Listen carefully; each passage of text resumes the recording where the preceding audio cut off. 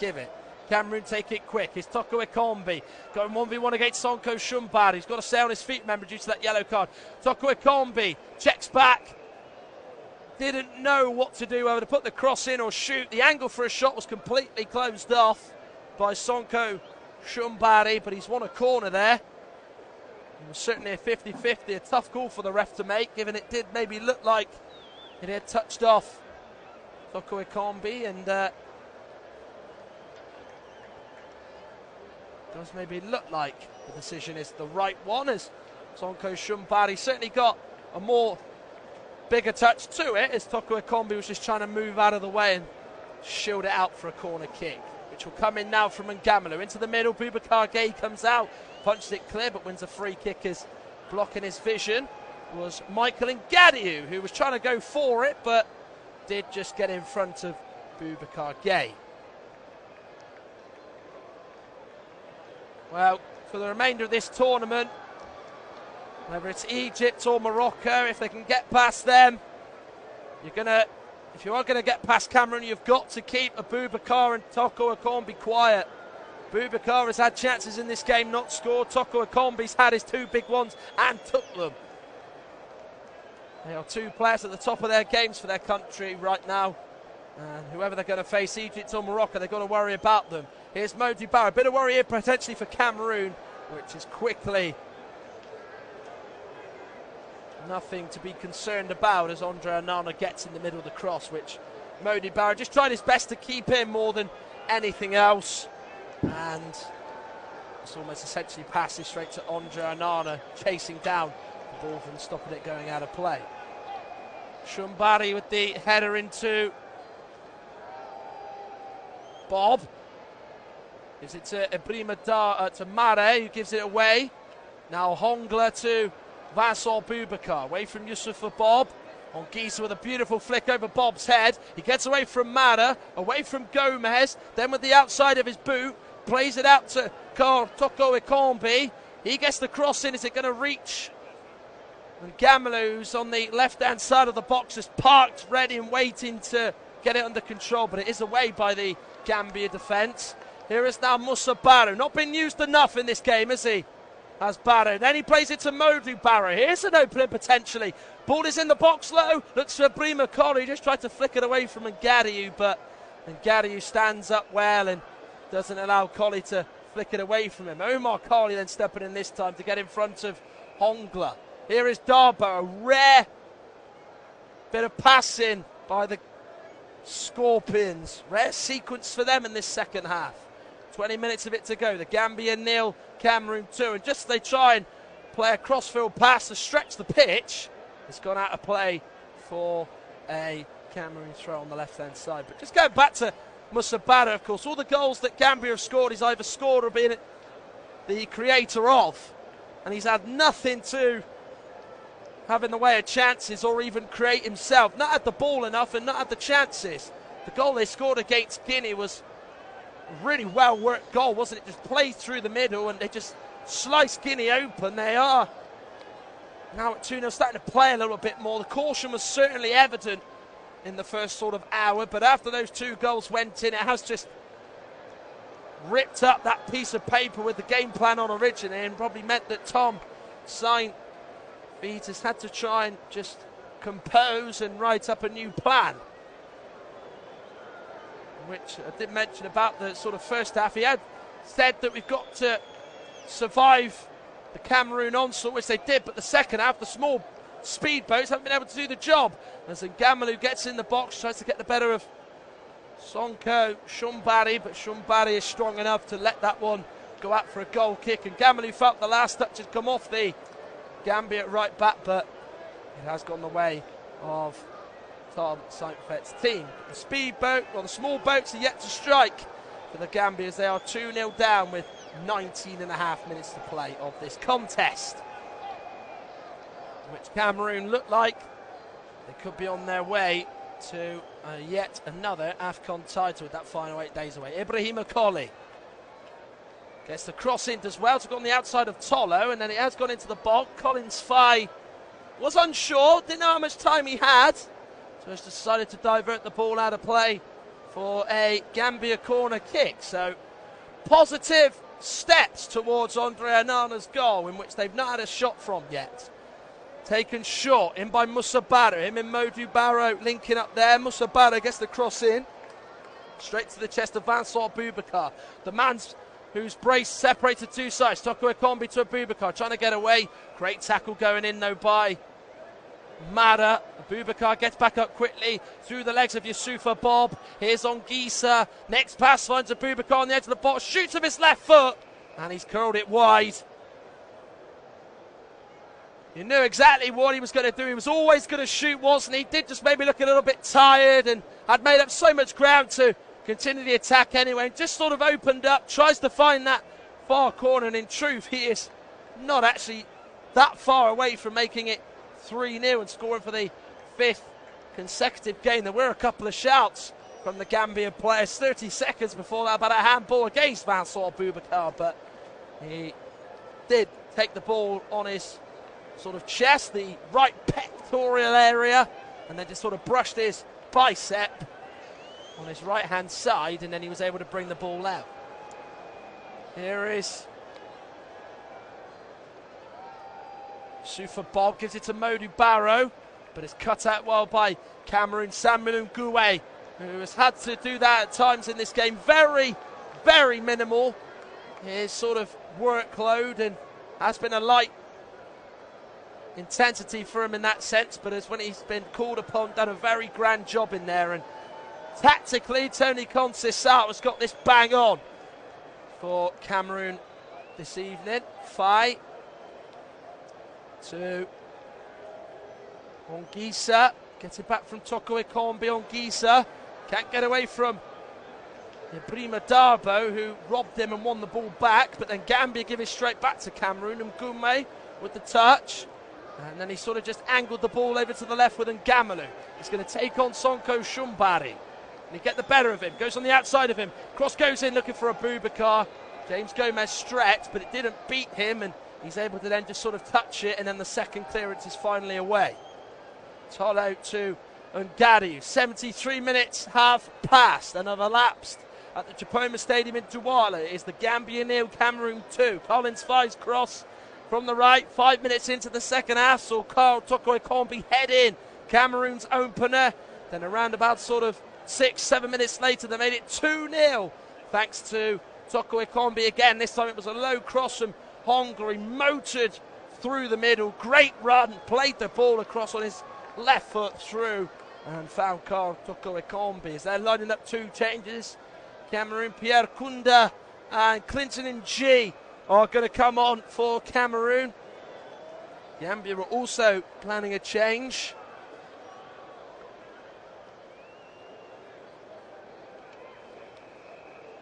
But that change seems to have just been halted for now from the Gambia camp. Boubacar.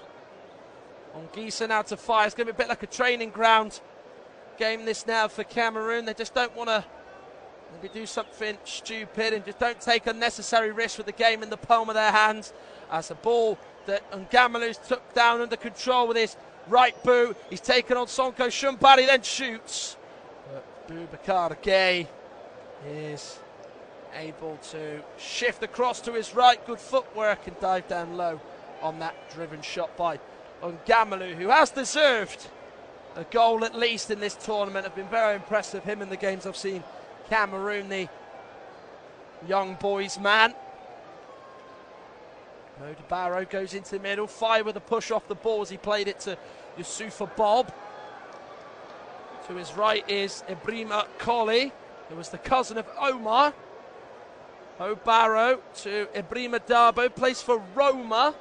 Featured only a few times this season. The majority of his games have been in the UEFA Europa Conference League for Jose Mourinho's side.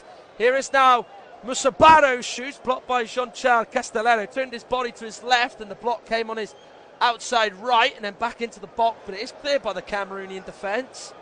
Down was Ongisa, gets back up though, no foul. Youssoufa Bob, now midway through the Cameroonian half, around about 40 yards from goal. Here is now Sonko Shumbari, looks for Suleiman Mara, but it's cut out well by Hongla for Cameroon, goes for goal himself, but it's straight at Boubacar Gueye. We've seen him do that a few times, just intercept, great reading of the game. They just bring the ball forward. He could have played it, but he fancied sort of a goal for himself, and his shot was a rather easy one for the keeper to save. Toure to Mada to James Gomez. That's Ibrahima Colley, who's certainly been bright since he came on. To Darboe, the two subs combining, Colley slips, as I think he was probably going to try and give the return back to Ibrahima Darboe, but his pass has carried all the way through to Andre Onana, and that's just pretty much summed up the Gambia in those sort of areas of the pitch. That final pass, or that, you know, real incisiveness has really let them down at certain points in the game. Castelletto to Nuhu Tolo. Still, Cameroon wait for those substitutions of Kunda and Nji to come on soon. Tackle going in now on Ibrahima Darboe. Here is Yusufa Bob. We're also going to see Gambia make a change as Boubacar Jobe is about to come on. Here's Modou Barrow. This is by far Gambia's best spell of this game. His pass intended for Ibrahima Darboe is cut out well by the Cameroonian defence, and still that ball won't go out of play. It did just maybe drift slightly off the pitch, but then did drift back onto play. So it is Gambia now in possession. Omar Colley to Ibrahima Darboe. Here is now Suleiman Mara with a nicely controlled pass out to Ibrahima Colley. He then looks to the edge of the box. It is sliced away by Castelletto. Fai gets there to Modou Barrow and then just sends it away. And still, that ball won't go out of play. Tony Conceição is pleading for his team just to kick it out so they're going to make some changes. Ibrahima Colley's going to chase. He's going to get there right on this right-hand side. Stops it going over the dead ball line, but it's undercooked and essentially just taken all the weight off it as it goes all the way through to Andre Onana. Well, there have been many players for Cameroon who have played in every game so far in this tournament. Andre Onana is one of them. Collins Fires played in every single game, and Gadiou has played in every single game. This is starting mine, this is. Also as well on Gisa. And the likes of Abubakar, Toko Ekombi and Gamalou. They've played in every game so far. Clinton and G's been used in every game so far, as has Choupo-Moting. Whether it's been a sub or they've started, certainly can't be in G's case. He's come on as a sub in every one of their 4 matches so far, and he's about to do so very soon. Here come Gambia though, Modou Barrow. Can they get a goal just to upset things a little bit? Maybe see a bit of nerves creep in amongst the Cameroonian faithful and their fervent support. Here's Ibrahima Darboe waiting for turn to shoot. That's a drop of the shoulder, goes down. Was there a little shove on him on the edge of the box in the D? Referee says no. Here is now Ngamalu. Now he goes out to Kar Toko Ekombi. Ngamalu again. Away he goes from Suleiman Mara. But this game is going to be disappointing for Gambia. They're going to exit at the quarter-final stage, but they can be proud of their achievements. And now finally, after about 10 minutes, which it will feel like, these subs can be made, as we're going to see Karl Toko Ekombi's afternoon end, as he's going to be replaced by Clinton and G. Collins Fire's actually gone down as he kicked that ball out of place. So this might feel like a welcome break for everybody. And also going off will be Martin Hongla, as Pierre Kunda of Olympiacos will replace him for the final 10 minutes, with the scoreline going the way of Cameroon, who lead by 2-0. And as the departing Karl Toko Ekombi gives his high fives and gets the appreciation of his replacement, Clinton and G is coming off, and we'll see his game end. And he has got the 2 goals that are currently seeing Cameroon on their way to the last 4 of their own Afcon tournament. And Hongla also going off as well. He's had a very good game himself with what is his third assist of this tournament. Bit of a drinks break now. It is very hot, very humid conditions. It's been a tournament which has had no drops of rain. It has been played out in very bright sunshine, but the players who could easily use that as an excuse have not let that deteriorate them and let that stop them. They've given everything for the cause for all their countries. As also Boubacar Jobe has arrived on the pitch for the Gambians. They've made a change alongside the two that Cameroon have just made. We wait to see who he's going to come on for. But this looks some discomfort for Collins Fires. The medics and the Cameroonian Red Cross come on in their red high vises. Fires just slowly going to just come off here, and they don't hope that this is a serious injury because he's been a key player for Tony Conte's South side. They have got a right back who can come on in, Oliver and Bezo. The confirmation Boubacar Jobe substitution is that he's come on for Suleiman Mara for the final sort of 8 minutes. But Fire's going to come off, and we're going to, I'd imagine, see Bezo come on. He came on for a brief appearance against Cape Verde in their final group game.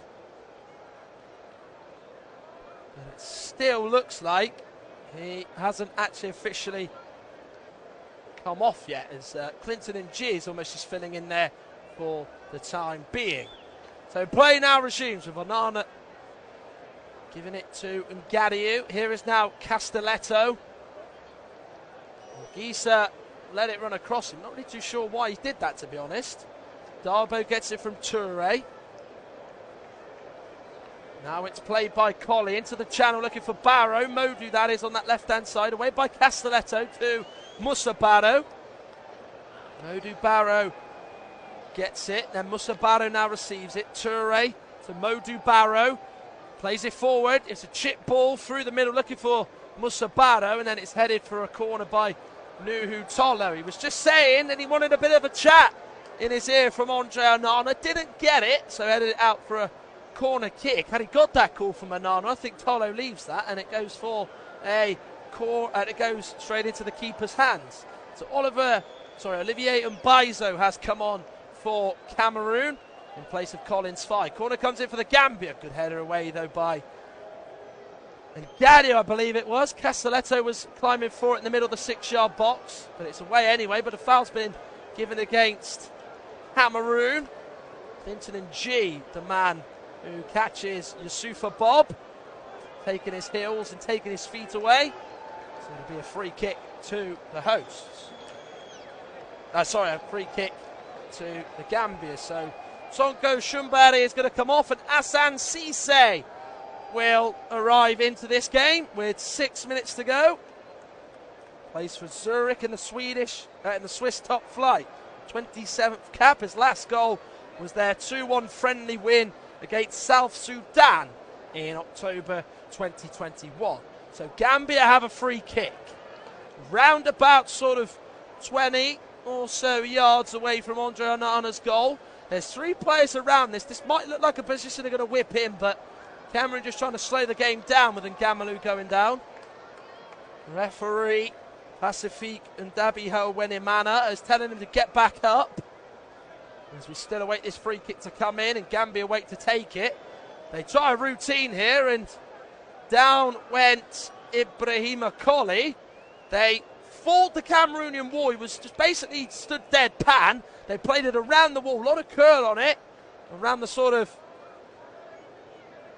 left-hand side of the wall, through to Colley, who went down. Whether or not he just lost his footing or it was a case of he was actually fouled is another thing as well. But as Collins Fye drops down, saying he's got a bit of a tweak or a little bit of a muscle problem, Mumi Ngamalu goes down, and there is a few Gambia players around the referee who seem a bit unhappy with the theatrics of Mumi Ngamalu. They're not as sympathetic as maybe some of his fans are, or coaching staff or medical staff of Cameroon.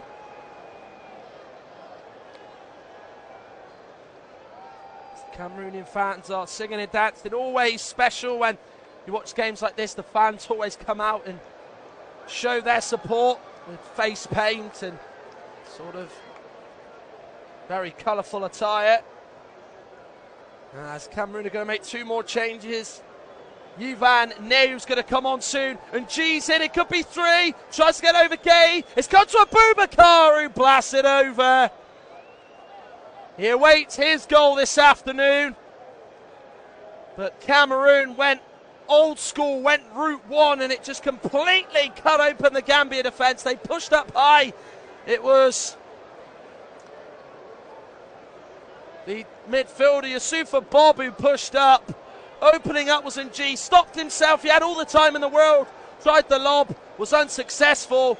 Keeper parried it straight to his left to Abubakar who blazed it over, and another couple of changes for Cameroon. Mumi and Gamalu off, Basogog on, and Ongisa is off, and on comes Yvan Neu for Cameroon.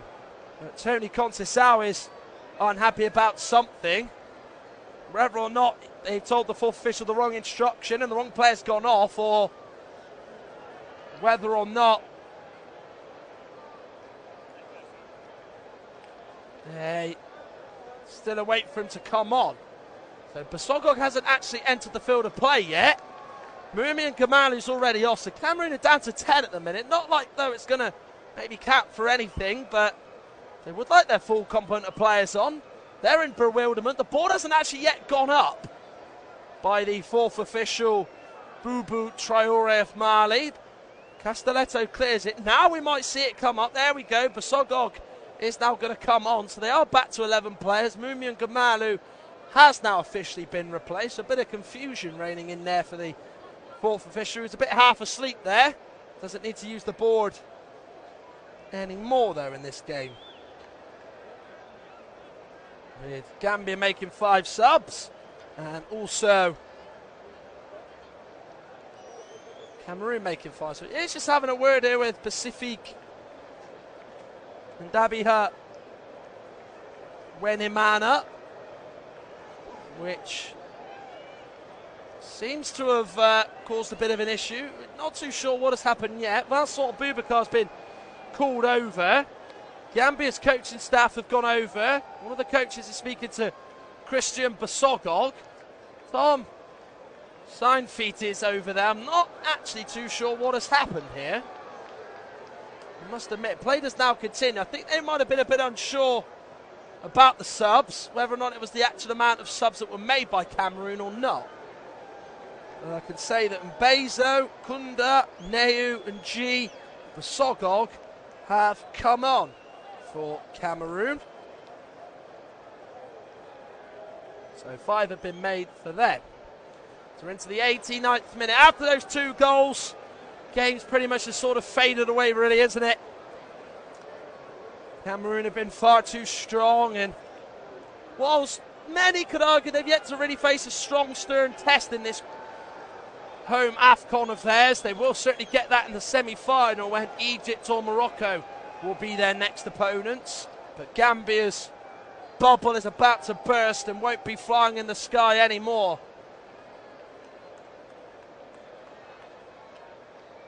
Played out to Omar Colley. Forward down the middle with that high direct ball, looking for Boubacar Jobe. Good header away there by Ngadiou. Kunda. Now to Basogog, who has experience of winning this tournament with his country. Part of the squad in 2017 that won in Gabon. Good close control to keep the ball at his feet. He's a powerful player, so it's going to be hard to get down. And he does eventually go down. Toure made the foul. A player who is a little bit late there on Basogog. Free kick goes Cameroon's way, right on the corner of the right-hand side. Just checked away from Ibrahima Darbo, who missed him with the challenge, but Ubu Toure didn't, and gives away the free kick. So 3 additional minutes added on. Can't help but feel maybe there should be a bit more time added on, but 3 is the outcome. So Cameroon are going to take this free kick. Pierre Kunda looks to be the man who's going to take this. Basogog is there as well. There's 3 the Gambia players in the wall. Maybe the goalkeeper here, Baboucar Gay, has got to be on his toes. Got to be aware of potentially maybe getting beaten his post. Kunda with the low ball in there, but it's defended well by Gambia. Ball forward by Mada has gone straight out of play for a Cameroon throw.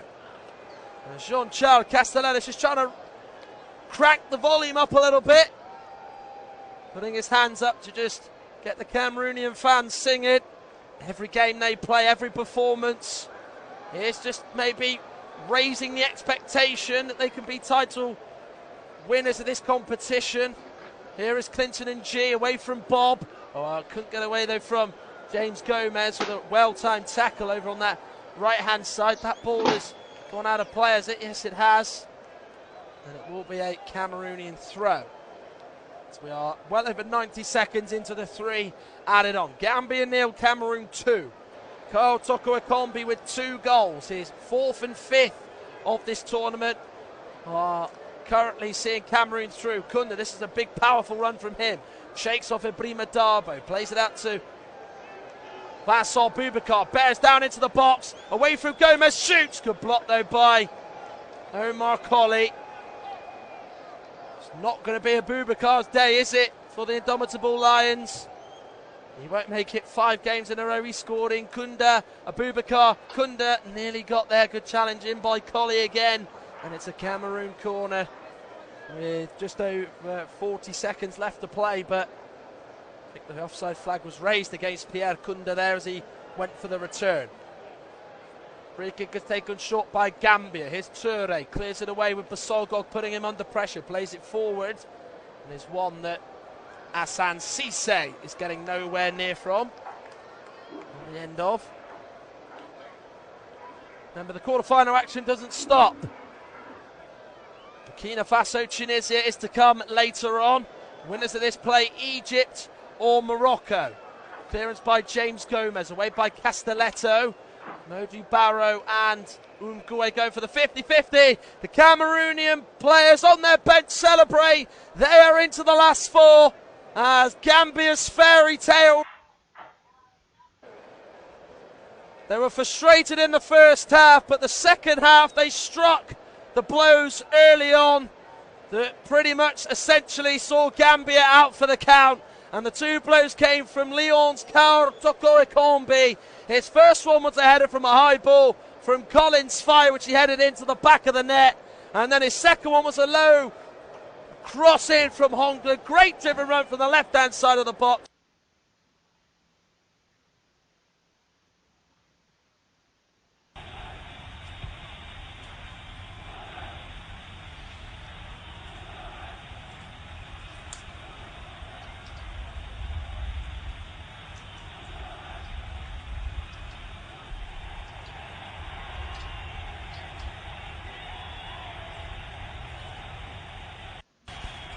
Behind the goal, but shirt over his head. He looks upset, but in fairness, he is also going to give his shirt to a member of the fans as well. And that is nice to see, considering his injury. So he's going to be upset, but he still goes into the crowd to hand out a shirt to, I think, a young child. Yeah, it's classy from there from Ryan Brewster. He's obviously very disappointed. He's only managed to etch out 21 minutes in his first half, and rightly so. He'll probably be out for a number of weeks now if that is a pulled hamstring, but still take the class to go into the crowd and acknowledge their appreciation for him. It's always nice to see, but hopefully David McGoldrick can come on the field now and fill his boots. He's got big boots to fill, as like I mentioned earlier. I think Bruce has been one of the most influential players for Sheffield United so far. He's been the man that they've looked to for creativity, so McGoldrick's got a big task on his hands. And he's got an opportunity for his first touch of the ball, and he gets away from one, gets a shot away, and I say it wasn't too far away, it actually was quite some distance away from goal, going wide of the right-hand post, but it's more of a sign of intent from Sheffield United rather than doing the fancy passing play to try and look for the perfect cross. McGoldrick tried to take it to the defender, cut inside, and immediately looked to try and get a shot on goal. Yeah, well, I said he's got to come on and fill the boots of Brewster, and he's done so. I say he's done so. He's half done so. He's cut into the space nicely. He's cutting on his left foot, which was a nice move. I think he sent Josh Knight there. He had him beaten, but the shot was very poor. It was way too high, and it was gone way past the post, and he really should be hitting the target from there. Yeah, at the very least. I think if he does get it on target, chances are it may have been blocked by Josh Knight, but there's an opportunity now here for Peterborough as Poku flashes across into the area, doesn't find anyone, but he picks up by Mumba on the opposite wing. He gets a cross in, header away by Robinson. It'll fall back to Mumba, who is then just about gets away from Hurahan. Lays it back towards Grant. Now Tomlinson. Here's Knight once again. He finds support in his captain, Thompson, who's under pressure from Ndiaye, but he will take no chances in going back towards his goalkeeper, Stephen Bender. We are past the halfway point of this first half. It's Peterborough United 0, Sheffield United 0. It'll be Harry Jones that takes you through to not full-time, to half-time, I should say. Yeah, thanks very much, Will. As the ball long from Bender is intended for Jack Marriott there, and he hasn't managed to get to it, but it's Kwame Poku who just chases down Fodringham there, just putting him under pressure, allowing him to take the goal kick quickly, and it's bouncing around the middle of the park here. Neither side really able to hold possession down, but it's rolled all the way back to Kent, and he's under pressure from Billy Sharp, and Sharp's done well. He's forced a throw in out of the English defender. It's taken quickly there down the left-hand side. It's back to Rhys Norrington-Davis. He's given it to Robinson into the feet of Ndiaye, the player who's really struggled to get into the game so far. We haven't seen much from Ndiaye in the middle of the park. He's just sitting behind the strikers. He offered himself up as an option a few times, but not really had much to do as of yet. Ball's with the feet of Robinson here. He's gone to Norrington-Davis now with Hurahan. Back to Robinson once again. He played it all the way back to Egan. Egan's laid it all the way back to the goalkeeper, Wes Fodringham. And now with Norwood, who's sprayed a lovely ball over the top for Bogle to run onto. And Bogle's got space here. He has a shot on goal. It's a great save from Bender, and it's not quite cleared just yet. Finally cleared there by Kwame Poku, but a great opportunity there from Jayden Bogle to put Sheffield United in the lead. A good shot flashed across the box, but a good save in the end. Yeah, really important stop as well by the German. It was a fantastic ball over the defence to set off Jayden Bogle, who's got pace to burn. Easy got away from the Peterborough defence, and in the end he just goes for power rather than placement, just tries to flash it past the goalkeeper, who stands up strong and gets two vital hands to it to parry the ball away. It's a better, more intense attacking play from Sheffield United, but still great goalkeeping there by the Peterborough shot stopper. Yeah, the German did well to keep his side in it here. Still 0-0 in this championship fixture between the two sides. Conor Hurahan plays a nice ball into the feet of Ndiaye. He turns up and looks to maybe get an effort on goal, but he's laid it off for Hurahan once again. It was an effort on goal, and it's just wide of the target there. It took a slight deflection on its way to goal, and it's just gone past the goalkeeper. Another great opportunity for Sheffield United. Oh, they are growing in calibre in this game, Sheffield United. Good play there by Ndiaye. It's a perfectly weighted pass, and it's a vital block, really, by the captain, Thompson. He throws himself in front of that effort from Conor Hurahan, almost takes it into the back of the net via the spin of the ball, but in the end it goes, thankfully for Peterborough's point of view, just wide of the mark. But Sheffield United, they are really beginning to turn the screw on this Peterborough defence. Yeah, as we see a replay there of the Jayden Bogle opportunity, it did look like he was offside, but here comes the corner into David McGoldrick. He's headed down and headed clear just enough by Clark Harris out for another corner. McGoldrick dangerous in the box there with that opportunity. He's got some height on him. He got the better of the defender there, and they'll have to defend another corner here, Peterborough. They're really under the cosh now in these last 5 minutes. Sheffield United growing into the game minute by minute, and the ball does come into the box in the end, and it can't be cleared just yet, and it's still falling to the edge of the box towards Conor Hurahan, and he can't quite get on the end of it, and now Jack Marriott looks to unleash a Peterborough counter-attack, but his ball over the top to Kwame Poku just was overhit, and now he's led his side to be back under the pressure once again. Ball forward from Wes Fodringham's a poor one, and not really sure who his intended target was there in the end, but nonetheless, he's back with Peterborough here on this left-hand side. Tomlinson plays it in towards the feet of Clark Harris. Now with Jorge Grant, he's played the ball over the top, to Tomlinson, who's chasing onto it. He does manage to keep it in the end, and he looks for an option in the box. He does swing one towards the edge, and it's headed clear just in time there by Robinson. Falling on the edge of the box to Fuchs, who has an effort on goal, and in the end it's down the throat of Wes Fodringham, but Peterborough just showing signs that they're not quite out of this game just yet. No, not yet. I think that's the first shot of note that I've noted down there for Peterborough United in this game so far. It's taken almost 28 minutes for it to arrive. Really well struck effort there by Fuchs from around 30 yards out. Plenty of power behind it, a slight element of swerve, but it is straight down the throat of Fodringham. It's a save you would expect a goalkeeper of his experience and his quality to make. Yeah, the ball with the feet of Conor Hurahan now. He's trying to pull the strings in midfield here, just sitting deeper and collecting the ball and progressing forward with it. It's with David McGoldrick now. He's laid it off to Jaden Bogle. McGoldrick occupying that space in the centre of the park now with Hurahan. Tried to find McGoldrick with a splitting ball, but Josh Knight was there in time, and now he's unlocked Jack Marriott down the right-hand side. He's got only Clark Harris in support here, but he holds the ball up. He whips it in the box towards Clark Harris, and it's just nicked past him, and it's rolled out the other side of the field for a Sheffield United throw on this near side. It's a nice idea that by Marriott, who had the space to maraud down really that right-hand side. Clark Harris just takes slightly too long for me to actually offer support inside the area, so Marriott sort of forced into putting that early ball in, and in the end it's quite some distance away from his strike partner in the end. But I'll put more of the blame on the number 9, Clark Harris, who for me has done more defensive work rather than anything going forward for Peterborough today. Yeah, he's tried his best to hold the ball up when possible, but Peterborough really lacking possession so far in this game. Still 65% possession for the away side here for Sheffield United, which is a massive number and a difficult task for a striker to get into the game when you're lacking that possession. But here they come once again with Barley Mumba. Ball over the top is met by a Sheffield United body, and now Billy Sharp looks to hold off Kent here, and he does manage to do so at first glance, but then Barley Mumba nicks it off him, and a lovely spin away from Conor Hurahan sets away the young right back, but Hurahan did well to get back into position. But here comes Kwame Poku there, who puts Reece Norrington Davis under pressure there, and he's led the ball to just roll out for a throw-in. Good work in the middle there by Kwame Poku. Yeah, it's important defensive work, but fantastic dribbling as well by Barley Mumba on that right-hand side as well for Peterborough, who they're sort of.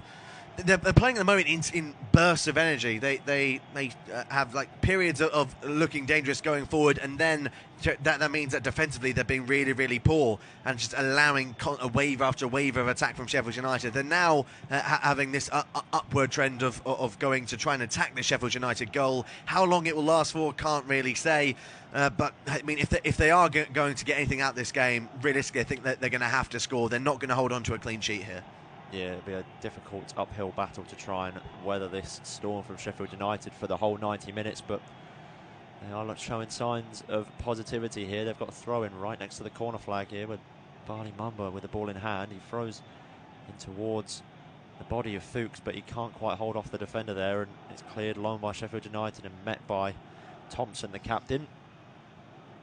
The ball's rolled in towards Tomlinson there, but he can't hold on to it, and now Jorge Grant's in possession here with the ball at his feet, and that's a poor ball there, looking for Clark Harris, but Oliver Norwood was in the way.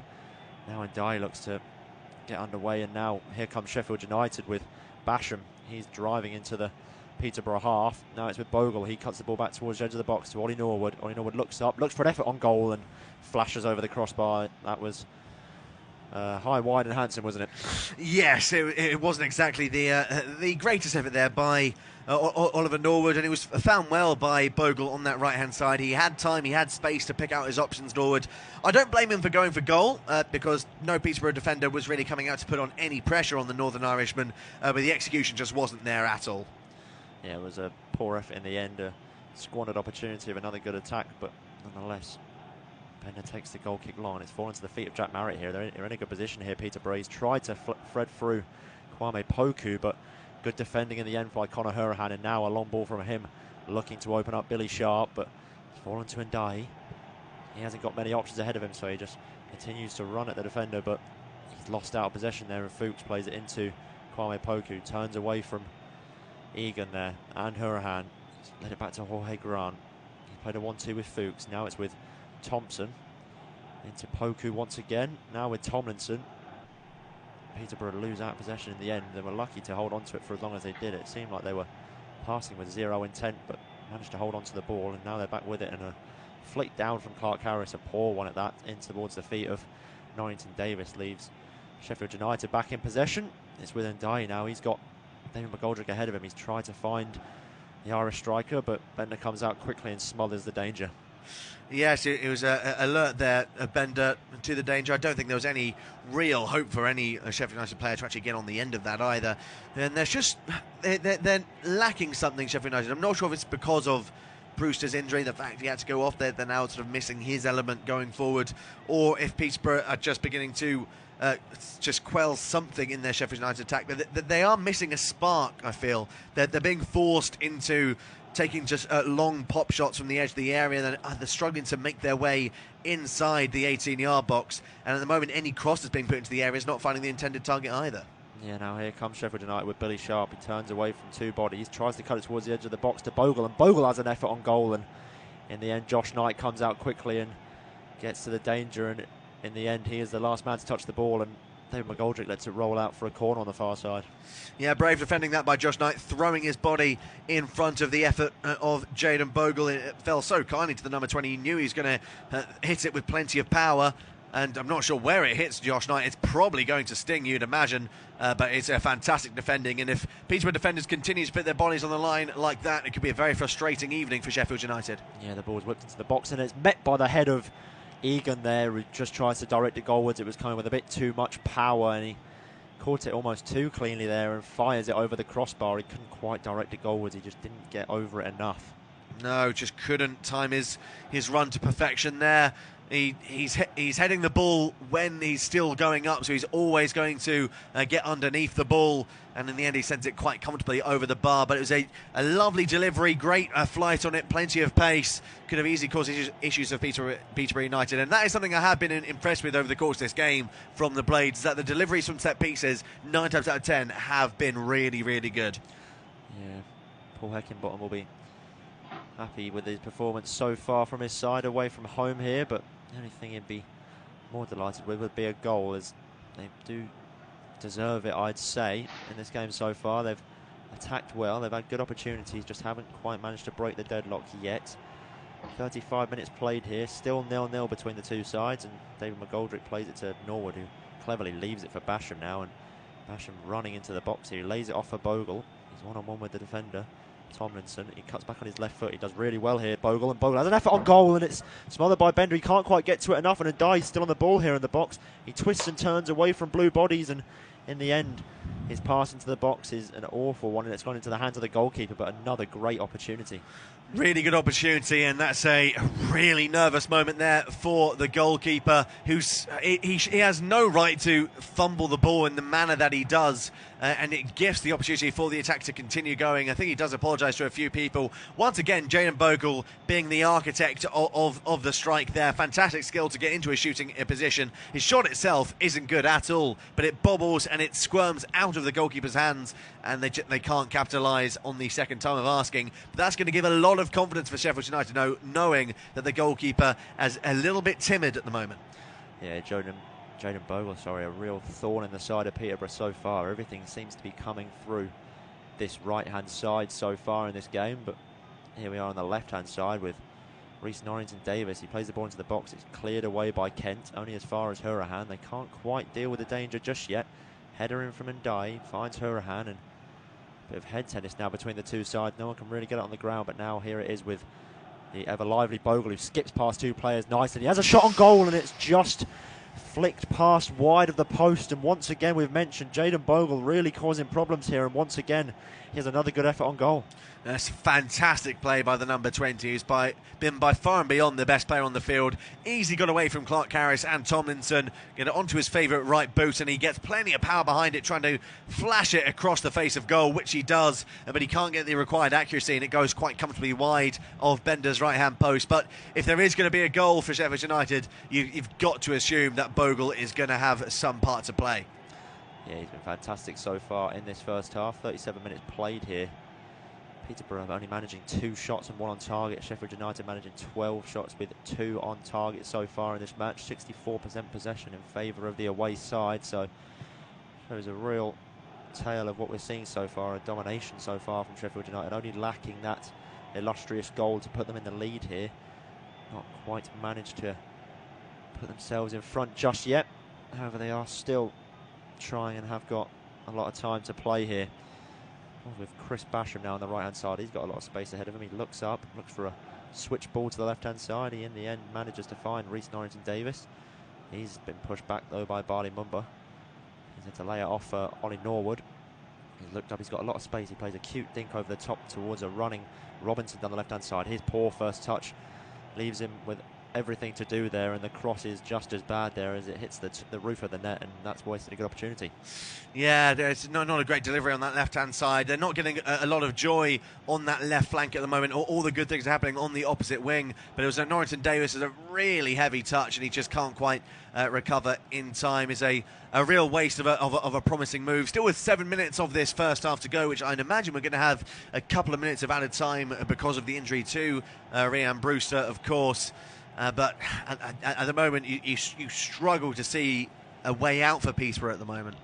Yeah, they have struggled so far in the lead. They haven't quite got to grips and adapted to the championship this season so far. They played out a 2-2 draw against Birmingham last time out. They squandered a 2-goal lead in the final 5 minutes, so it just shows they don't quite have that game management and quality yet for this league. They're struggling so far, and one of the favourites to go down in their first season back up in the championship. But here comes Sheffield United with Bogle once again. It's headed away by Tomlinson, but you can only head out as far as a Sheffield United corner on this near side. Good defending in the end by the defender to not allow Bogle to get across into the box, but he would have hoped to have got the ball out for a throw-in at least. It's Conor Hurahan who runs over to take the corner. He takes it short to Ndai. He gives it back to Hurahan. Now it's with Norwood on the edge of the box. He looks to dink a cute ball into the box. It's headed goalwards by Egan there, and he just quite can't steer it goalwards, and it's a free header, and you've got to be asking questions. He's got to do better from that angle. He's got to score. He's got to score for me. It was a quick corner which catches out Peterborough. It was lovely play by Hurahan, who then plays the right pass to Norwood. Again, delicious cross in by the Northern Irishman. Like you say, it's a free header inside the 6-yard box, granted towards the edge of the 6-yard box, but he's got to, at the very least, hit the target. Realistically, he's got to score. It's an awful header from the Irishman, who's usually so good in the air, and that's going to be a really disappointing moment for him. And Sheffield United, well, from the chances they've had, they should be at least 5-0 up, I would say. Yeah, it's really told the story of this first half so far, that chance from John Egan. They haven't quite managed to take their chances just yet, and you've got to be asking questions of the Peterborough defence there to allow a big centre-half to have that much room inside the 6-yard box and get a free header on goal. It's a real get-out-of-jail free card for Posh so far. And now a ball through to Clark Harris. He's taken it. He's tried to dink it over the goalkeeper, and it's a great save from Wes Foderingham. It's a beautiful ball in from Kwame Poku to find Clark Harris, and he's really got to score there. Well, that came out of absolutely nothing. Comes from an error, really, from Ollie Norwood. It's a delicious pass by Poku. And then Clark Harris, I think for me, he might go... he dallies in thinking to go with his right boot. And that makes it just squirm away from him. And he reacts too late to try and poke it with the outside of his left. And that allows Foderingham to close the gap, who gets a vital touch to it before the ball is put out for what I think is a corner kick. But suddenly, could have easily been... No, actually, it's going to be a goal kick, I do apologise. But almost a smash and grab there from Posh. Yeah, it's a really good goalkeeping there from Wes Foderingham to get out quickly and spot the danger, and just smothered Clark Harris and didn't allow him any time to think about where to place the shot. But once again, Peterborough just proving they're not out of this game. It's still 0-0, and they could punish Sheffield United for not taking their chances here, and they almost did there. And now it's with Kent on the right hand side. He's got Barley Mumba ahead of him. He opts to turn back and playing towards the feet of Kwame Poku. David McGoldrick rushing back to do some defensive duties. Can't quite nick the ball away from Poku. Now it's with Kent once again. Back to Thompson. He's been dispossessed by Billy Sharp there, but the referee deems that a foul in favour of the home side, and Thompson's one inside, a free kick. He's down on the ground there, just holding his hand maybe, but nonetheless he's one inside, a free kick inside their own area, inside their own half, sorry.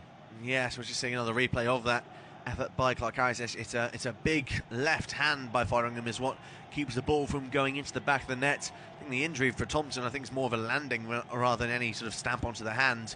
But either way, Peterborough should feel like they should be on the score sheet. Sheffield United should definitely feel like they should be on the score sheet. The fact it's 0-0 is really quite baffling.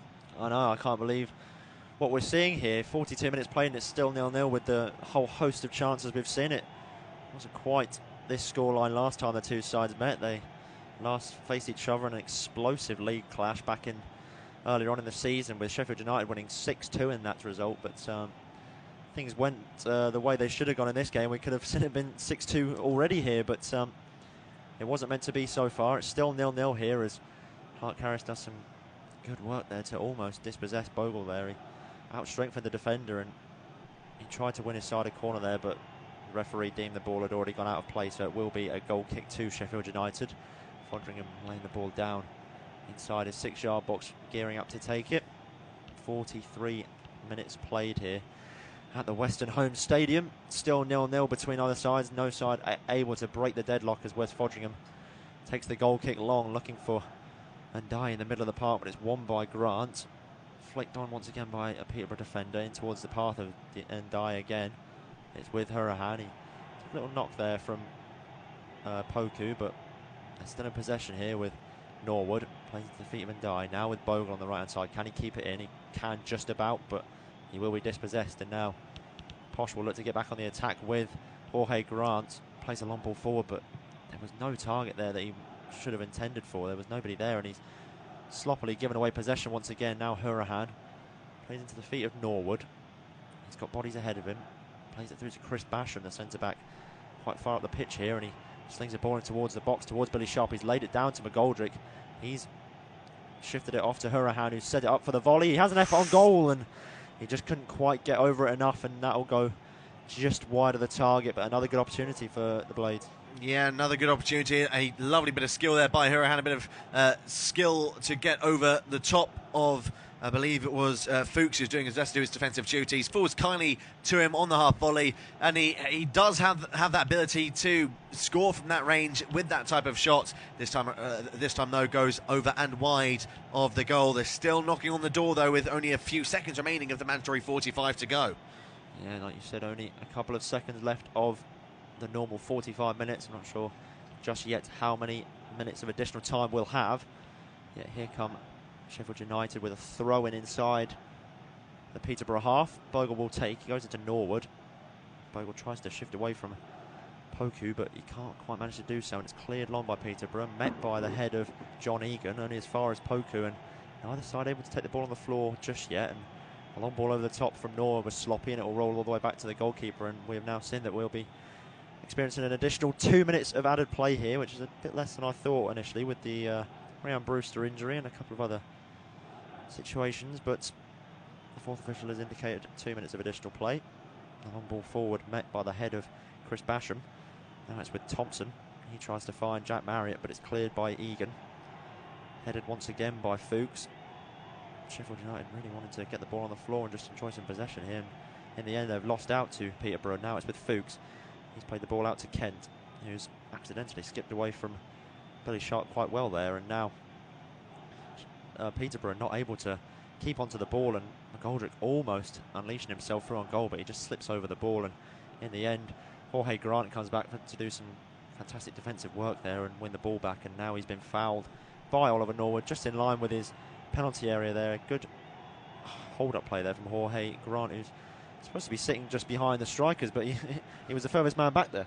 Yeah, he was first man back. He drew the foul. There's not a lot in it, if we're being perfectly honest, but he knew Norwood was coming at him in a rain of knots, waited for the contact and threw himself to the floor. It's clever defensive play from him. It's not something I personally am a fan of, but if you're going to go in at that speed, you're always giving the referee the option to award a foul against you. So it was clever play there by the midfielder. Yeah, it shifted it along up the field by Sheffield United, and Bender's come out to deal with it, but he seems to have waited until the last second, until McGoldrick was just in front of him, and ended up just scooping it out of play for a throw-in, and not the best of areas. And the referee has blown his whistle to signify the end of this first half. Sheffield United enjoyed the lion's share of the opportunities in the first half, but neither side quite able to break the deadlock here at the Western Home Stadium. Join us after the break for second half commentary.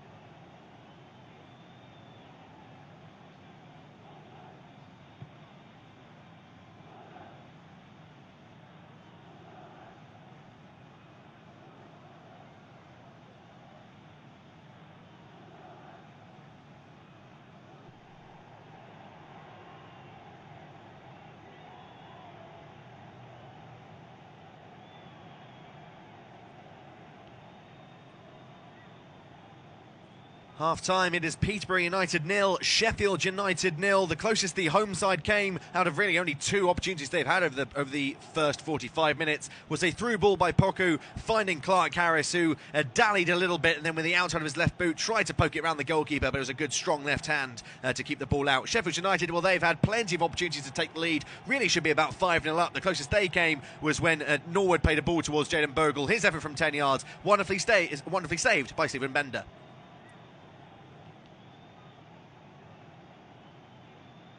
Half-time, it is Peterborough United 0, Sheffield United 0. The closest the home side came out of really only two opportunities they've had over the first 45 minutes was a through ball by Poku, finding Clark Harris, who dallied a little bit, and then with the outside of his left boot, tried to poke it around the goalkeeper, but it was a good strong left hand to keep the ball out. Sheffield United, well, they've had plenty of opportunities to take the lead. Really should be about 5-0 up. The closest they came was when Norwood played a ball towards Jaden Bogle. His effort from 10 yards, wonderfully saved by Stephen Bender. Half-time, it is Peterborough United 0, Sheffield United 0. The closest the home side came out of really only two opportunities they've had over the first 45 minutes was a through ball by Poku, finding Clark Harris, who dallied a little bit, and then with the outside of his left boot, tried to poke it around the goalkeeper, but it was a good strong left hand to keep the ball out. Sheffield United, well, they've had plenty of opportunities to take the lead. Really should be about 5-0 up. The closest they came was when Norwood played a ball towards Jaden Bogle. His effort from 10 yards, wonderfully saved by Stephen Bender. Half-time, it is Peterborough United 0, Sheffield United 0. The closest the home side came out of really only two opportunities they've had over the first 45 minutes was a through ball by Poku, finding Clark Harris, who dallied a little bit, and then with the outside of his left boot, tried to poke it around the goalkeeper, but it was a good strong left hand to keep the ball out. Sheffield United, well, they've had plenty of opportunities to take the lead. Really should be about 5-0 up. The closest they came was when Norwood played a ball towards Jaden Bogle. His effort from 10 yards, wonderfully saved by Stephen Bender. Half-time, it is Peterborough United 0, Sheffield United 0. The closest the home side came out of really only two opportunities they've had over the first 45 minutes was a through ball by Poku, finding Clark Harris, who dallied a little bit, and then with the outside of his left boot, tried to poke it around the goalkeeper, but it was a good strong left hand to keep the ball out. Sheffield United, well, they've had plenty of opportunities to take the lead. Really should be about 5-0 up. The closest they came was when Norwood played a ball towards Jaden Bogle. His effort from 10 yards, wonderfully saved by Stephen Bender. Half-time, it is Peterborough United 0, Sheffield United 0. The closest the home side came out of really only two opportunities they've had over the first 45 minutes was a through ball by Poku, finding Clark Harris, who dallied a little bit, and then with the outside of his left boot, tried to poke it around the goalkeeper, but it was a good strong left hand to keep the ball out. Sheffield United, well, they've had plenty of opportunities to take the lead. Really should be about 5-0 up. The closest they came was when Norwood played a ball towards Jaden Bogle. His effort from 10 yards, wonderfully saved by Stephen Bender. Half-time, it is Peterborough United 0, Sheffield United 0. The closest the home side came out of really only two opportunities they've had over the first 45 minutes was a through ball by Poku, finding Clark Harris, who dallied a little bit, and then with the outside of his left boot, tried to poke it around the goalkeeper, but it was a good strong left hand to keep the ball out. Sheffield United, well, they've had plenty of opportunities to take the lead. Really should be about 5-0 up. The closest they came was when Norwood played a ball towards Jaden Bogle. His effort from 10 yards, wonderfully saved by Stephen Bender. Half-time, it is Peterborough United 0, Sheffield United 0. The closest the home side came out of really only two opportunities they've had over the first 45 minutes was a through ball by Poku, finding Clark Harris, who dallied a little bit, and then with the outside of his left boot, tried to poke it around the goalkeeper, but it was a good strong left hand to keep the ball out. Sheffield United, well, they've had plenty of opportunities to take the lead. Really should be about 5-0 up. The closest they came was when Norwood played a ball towards Jaden Bogle. His effort from 10 yards, wonderfully saved by Stephen Bender. Half-time, it is Peterborough United 0, Sheffield United 0. The closest the home side came out of really only two opportunities they've had over the first 45 minutes was a through ball by Poku, finding Clark Harris, who dallied a little bit, and then with the outside of his left boot, tried to poke it around the goalkeeper, but it was a good strong left hand to keep the ball out. Sheffield United, well, they've had plenty of opportunities to take the lead. Really should be about 5-0 up. The closest they came was when Norwood played a ball towards Jaden Bogle. His effort from 10 yards, wonderfully saved by Stephen Bender. Half-time, it is Peterborough United 0, Sheffield United 0. The closest the home side came out of really only two opportunities they've had over the first 45 minutes was a through ball by Poku, finding Clark Harris, who dallied a little bit, and then with the outside of his left boot, tried to poke it around the goalkeeper, but it was a good strong left hand to keep the ball out. Sheffield United, well, they've had plenty of opportunities to take the lead. Really should be about 5-0 up. The closest they came was when Norwood played a ball towards Jaden Bogle. His effort from 10 yards, wonderfully saved by Stephen Bender. Half-time, it is Peterborough United 0, Sheffield United 0. The closest the home side came out of really only two opportunities they've had over the first 45 minutes was a through ball by Poku, finding Clark Harris, who dallied a little bit, and then with the outside of his left boot tried to poke it around the goalkeeper, but it was a good strong left hand to keep the ball out. Sheffield United, well, they've had plenty of opportunities to take the lead, really should be about 5-0 up. The closest they came was when Norwood played a ball towards Jaden Bogle. His effort from 10 yards, wonderfully saved by Stephen Bender. Half-time, it is Peterborough United 0, Sheffield United 0. The closest the home side came out of really only two opportunities they've had over the first 45 minutes was a through ball by Poku, finding Clark Harris, who dallied a little bit, and then with the outside of his left boot tried to poke it around the goalkeeper, but it was a good strong left hand to keep the ball out. Sheffield United, well, they've had plenty of opportunities to take the lead, really should be about 5-0 up. The closest they came was when Norwood played a ball towards Jaden Bogle. His effort from 10 yards, wonderfully saved by Stephen Bender. Half-time, it is Peterborough United 0, Sheffield United 0. The closest the home side came out of really only two opportunities they've had over the first 45 minutes was a through ball by Poku, finding Clark Harris, who dallied a little bit, and then with the outside of his left boot tried to poke it around the goalkeeper, but it was a good strong left hand to keep the ball out. Sheffield United, well, they've had plenty of opportunities to take the lead, really should be about 5-0 up. The closest they came was when Norwood played a ball towards Jaden Bogle. His effort from 10 yards, wonderfully saved by Stephen Bender. Half-time, it is Peterborough United 0, Sheffield United 0. The closest the home side came out of really only two opportunities they've had over the first 45 minutes was a through ball by Poku, finding Clark Harris, who dallied a little bit, and then with the outside of his left boot tried to poke it around the goalkeeper, but it was a good strong left hand to keep the ball out. Sheffield United, well, they've had plenty of opportunities to take the lead, really should be about 5-0 up. The closest they came was when Norwood played a ball towards Jaden Bogle. His effort from 10 yards, wonderfully saved by Stephen Bender.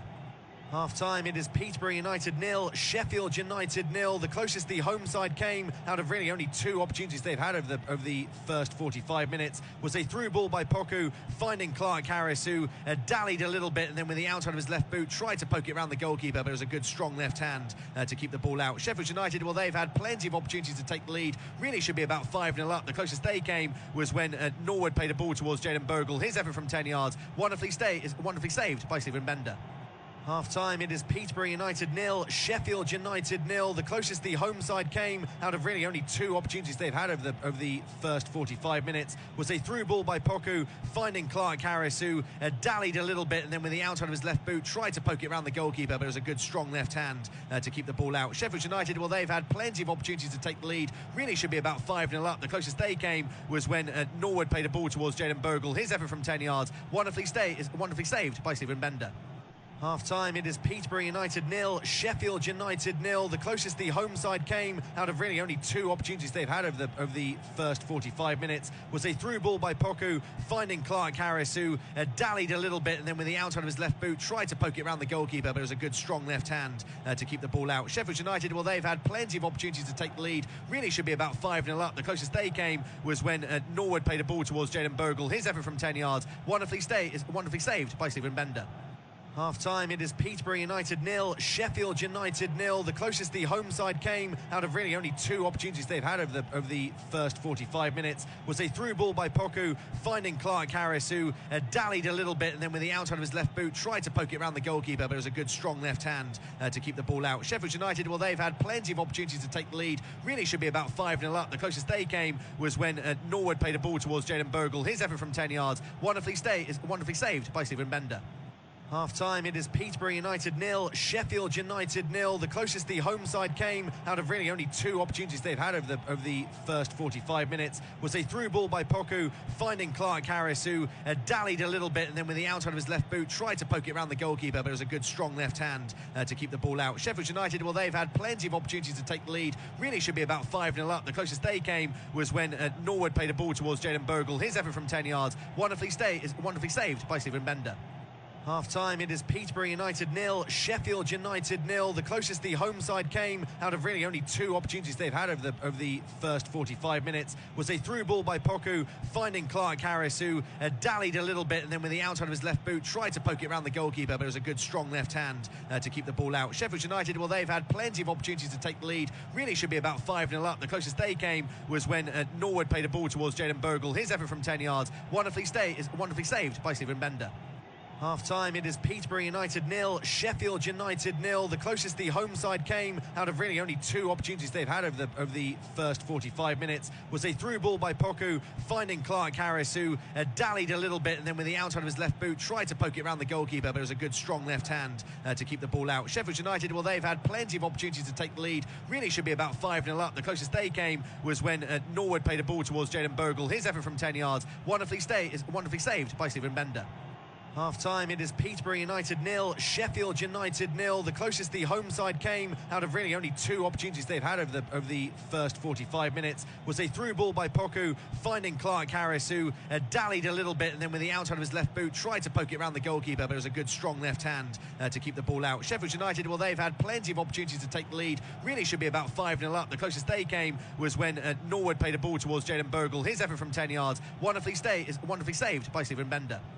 Half-time, it is Peterborough United 0, Sheffield United 0. The closest the home side came out of really only two opportunities they've had over the first 45 minutes was a through ball by Poku, finding Clark Harris, who dallied a little bit, and then with the outside of his left boot tried to poke it around the goalkeeper, but it was a good strong left hand to keep the ball out. Sheffield United, well, they've had plenty of opportunities to take the lead, really should be about 5-0 up. The closest they came was when Norwood played a ball towards Jaden Bogle. His effort from 10 yards, wonderfully saved by Stephen Bender.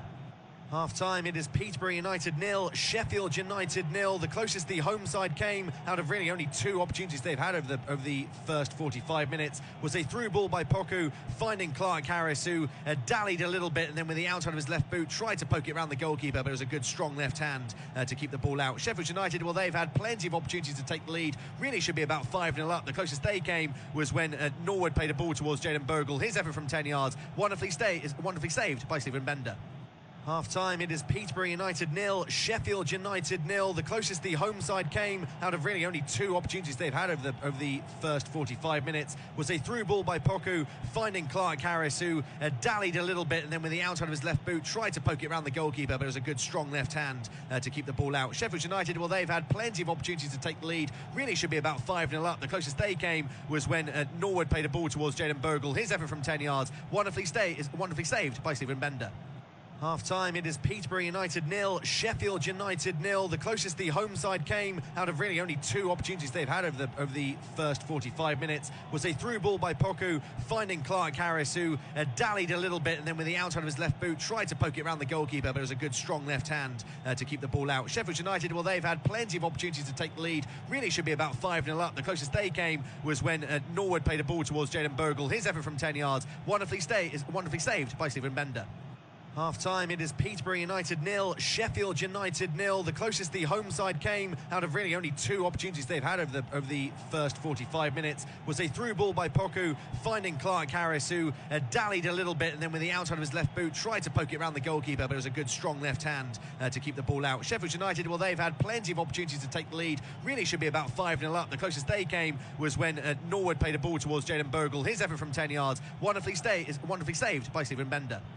Half-time, it is Peterborough United 0, Sheffield United 0. The closest the home side came out of really only two opportunities they've had over the first 45 minutes was a through ball by Poku, finding Clark Harris, who dallied a little bit, and then with the outside of his left boot tried to poke it around the goalkeeper, but it was a good strong left hand to keep the ball out. Sheffield United, well, they've had plenty of opportunities to take the lead, really should be about 5-0 up. The closest they came was when Norwood played a ball towards Jaden Bogle. His effort from 10 yards, wonderfully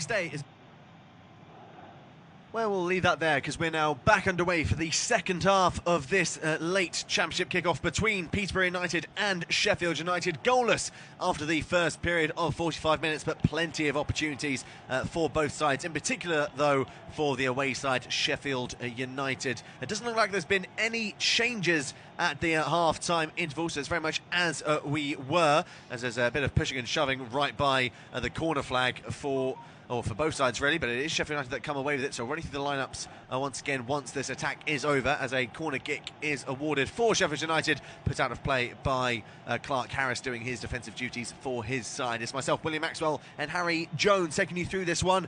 And, well, it really should be about 3 or 4-0 for Sheffield United. And considering they've got a corner kick, we'd imagine it's going to be very much more of the same. I will just go into your thoughts soon as this corner kick is taken, though. Whipped into the area. Back now with Norwood on the edge. Here floating the ball in towards Egan. The flick on goes just behind Ndai, but he will keep the ball in play. Back towards Norrington Davies, who cuts away from Poku. 1-2 with Norwood, back towards the Welshman Norrington Davies, who gets away from Mumba.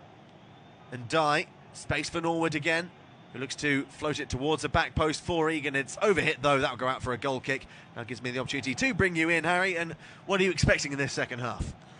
I'm expecting more pressure from Sheffield United. I think they'll start this second half as they finish the last.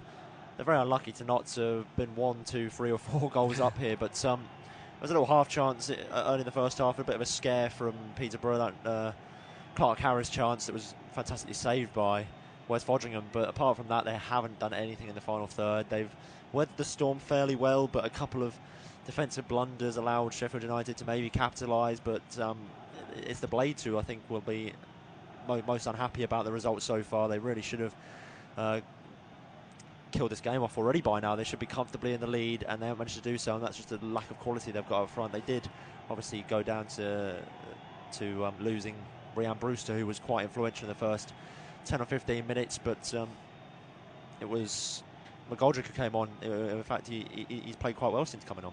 He has. He's had a good influence on the game since he has been brought on due to that injury for Ryan Brewster, as Hurahan puts the ball into the area, header away by Thompson, can't be brought down by Ndai, back with Robinson. Then Norwood will look to spread it towards Norrington Davies. Still more defensive work to do here for Posh, and the pass by the Welshman is overhit and misplaced, can't bring in Billy Sharp, and it will go out of play for a goal kick for Peterborough. So just to run you through the lineups once again, like I said, it is unchanged. For Peterborough, it's Bender in goal, Knight, Thompson and Kent in defence, Tomlinson, Poku, Fuchs and Mumba the midfield four, with Grant playing behind Marriott and Clark Harris.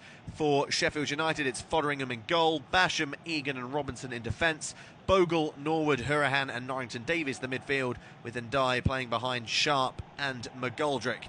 And it's a good play there by Jack Marriott, who's just unable to get away from the last-ditch tackle by Chris Basham. Sends it out for a throw-in.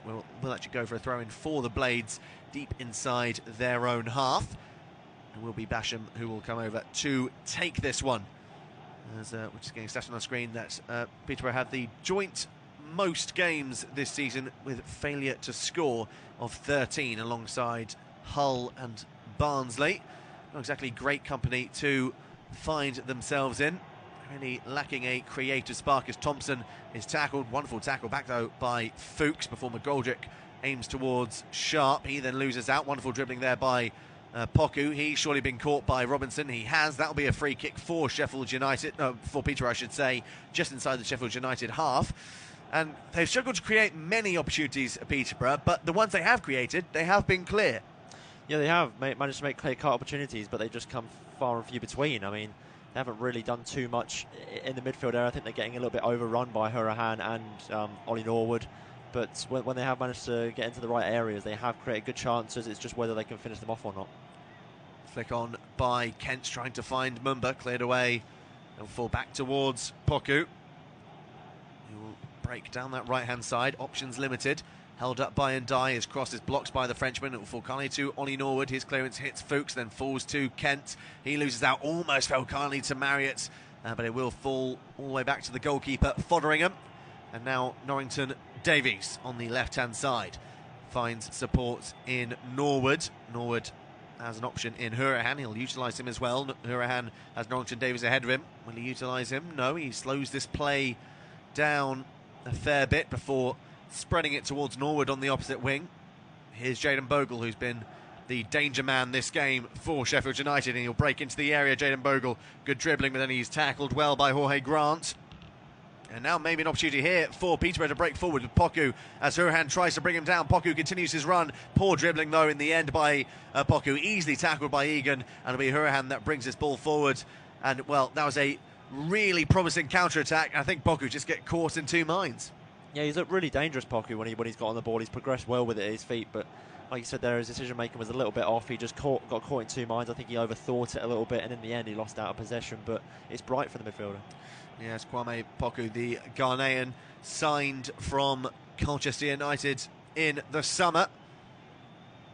Hasn't had the greatest time of things, at least going forward for Peterborough, as there's a bit of pushing and shoving between McGoldrick and Thompson.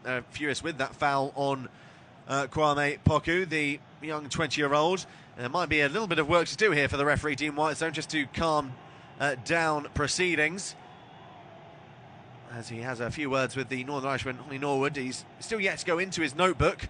See another replay of that foul. It was a heavy tackle by Norwood. From the angles provided, it's hard to know if he gets the ball. No, you think he completely misses the ball there. It's a nasty challenge. Yeah, so maybe a tad fortunate to avoid anything further there, the Northern Irishman. You can understand why the Peterborough players were so angry with that tackle. So, free kick for Bender to take, and he'll float it long, intending for Clark Harris. That's not going to find anybody, and straight out of play for another goal kick for Sheffield United. And, well, Peterborough, well, they're not offering anything really for Marriott and Clark Harris to really get onto. They're painting quite isolated figures.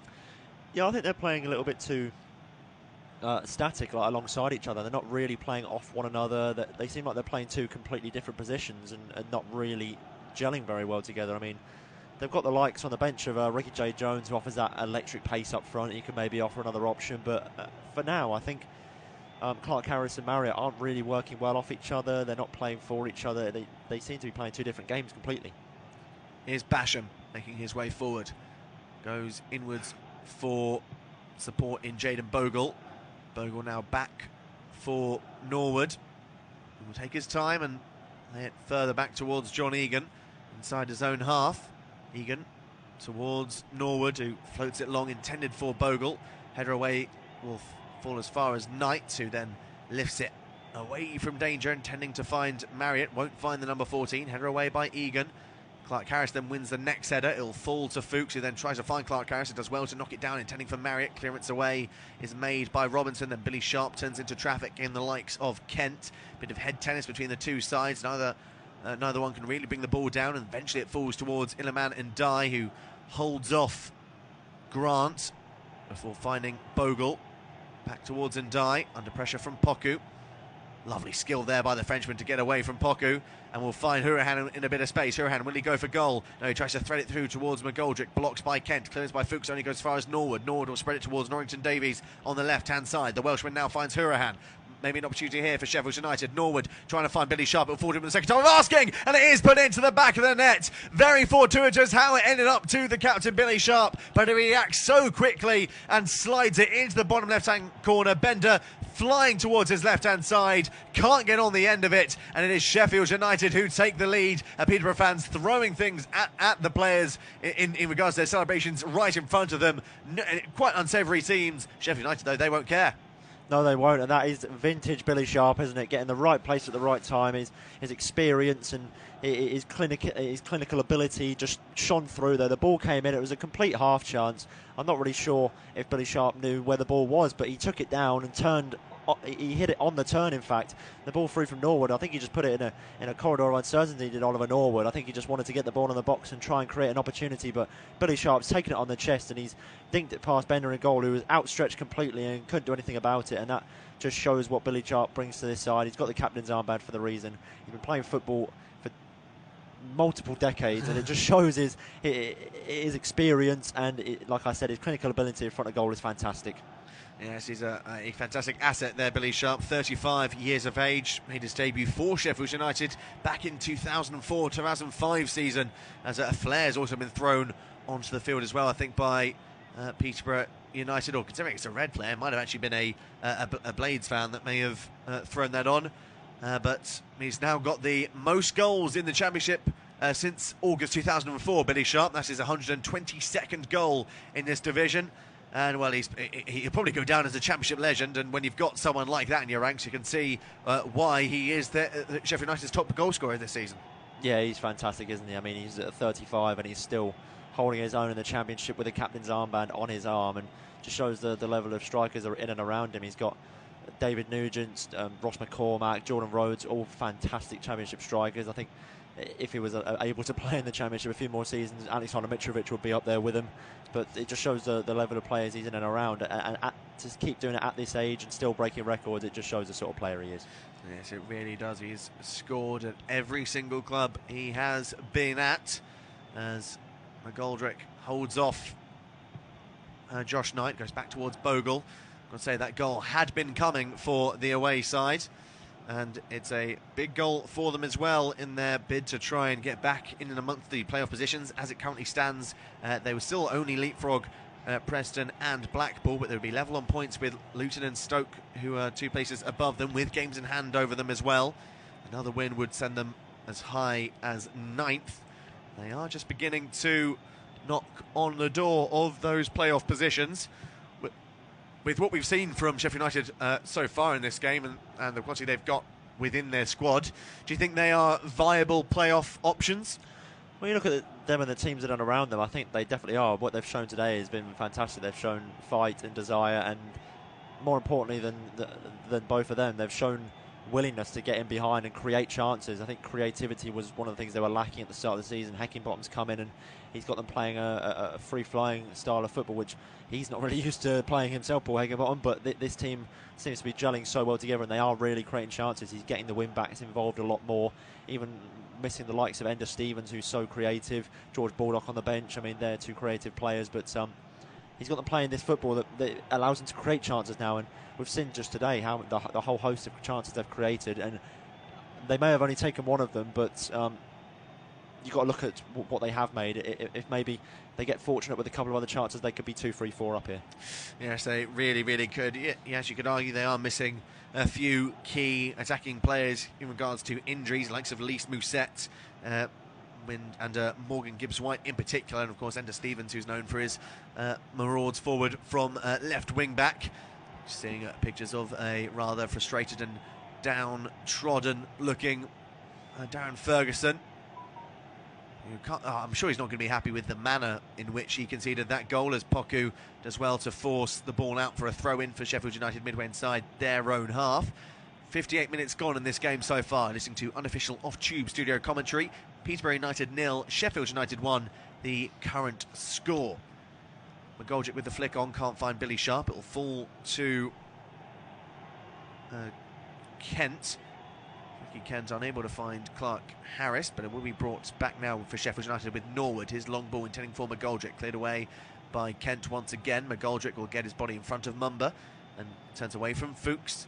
Hurahan and Dye. McGoldrick, lovely triangle football there by the Blades, and it's just focusing on holding on to possession. That's poor there from Egan, and he flies in with the tackle to win the ball back, but he gives it straight to Josh Knight, who looks to try and make his way forward. Really sloppy there by Knight, and surely that's a foul on Norwood. No, nothing awarded there by Dean Whitestone, and the pass out again is poor, this time by Tomlinson. And Sheffield United pick the ball up again, and well, Peterborough, they're the architects of their own downfall at the moment. Everything that they're trying to do to try and come forward to get back into this game isn't paying off. Yeah, there seems to be a massive bridge in the gap between the midfield and the strikers. They're not really interlinking as well as they'd like to, and maybe they should be to get back in this game. It's real disjointed football that they're playing. There's not real much intent in their attacking. I think it shows in their performance. They don't really look like they know what they want to do when they get the ball at their feet. It just seems very rushed and very panicked. Yeah, I'd have to agree with that, as we've got a throw-in for Sheffield United, and it's going to be a long throw into the area as well, via the hands of Jack Robinson. 75% possession in favour of the Blades in this second half, and he thumps it into the area. Bender will try and get a punch to it. He's in no man's land, really. It will fall to Ndai. Can he bring the ball down as he be bundled over there by Grant Noson's the referee? And it's hammered back in by Norwood. I think it takes a big deflection, possibly off a Peterborough United midfielder. Goes out for a corner kick, but that was travelling at a real rate of knots. Well, what a fantastic effort it was from Norwood. It came out of absolutely nowhere. The ball was headed down there by... It was almost taken down, by Ndai, but it just falls right to the feet of Norwood. He hits it so well. I'm not sure if it hits the post as well as it goes out. It doesn't in the end. It just comes off the boot of Josh Knight there, who just flicks it away. But if he didn't get that vital touch there, Josh Knight, I think that was heading goalwards, and that could have been one of the goals of the season. Yeah, really sweetly struck shot by Ollie Norwood. Sheffield United have another opportunity here from the corner kick, and it is Norwood who will take towards a back post. McGoldrick tries to cushion it back. It hits the back of Robinson, falls towards the Irishman again, though. McGoldrick will hold off Kent and put the ball into the area. Head away by Clark Harris will find Poku, and now Marriott will try and bring this ball forward for Peterborough. Are they going to be able to get a counter-attack opportunity here? Really good defending that, though, by Sheffield United. It was the tracking back of the number 29 of Iliman Ndai, who does well to make the interception to stop that counter-attack. But Peterborough do still have possession here, though, with Thompson on the halfway line. Here's Grant. Drops deep to get himself involved. Floated forward for Marriott. Headed away. Back towards Poku, who looks for some support. Not received any. But then goes back towards Thompson, who brings the ball forward. Surely he's been caught there by Hurahan. That's going to be a free kick from in a very promising position. Quite central, 35 yards out, you'd say. And is Dean Whitestone going to give out a yellow card? It is. It's the first booking of the game, and it's going to go to Conor Hurahan. Yeah, it's a really good run there from Thompson. He came cantering forwards from his own half, and he completely got the better of Hurahan. I think Hurahan knew it, so a little tactical foul there, just maybe stop the momentum, because Clark Harris and Jack Marriott, were running in behind to offer support, so it was a tactical foul in the end, but he's going to pay for that, because now he's got to play the remaining half an hour of this game on a yellow card. Yeah, third yellow card of the season for the Aston Villa loanee Conor Hurahan. So opportunity to put the ball into the area from this free kick, floated in, header away by McGoldrick, will fall to Fuchs. Can he find Kent? He does. Back towards Fuchs, who is not going to be able to keep that ball in play. Basham is there to poke the ball out, and it will be a throw-in for Sheffield United, deep inside their own half. And it's just a really poor delivery, that from a decent area of this field. Yeah, it was a poor delivery from the free kick. There wasn't really much going on at the back post. I think most of the runners were making an effort in towards the penalty spot, so it was an easy header in the end for David McGoldrick to clear.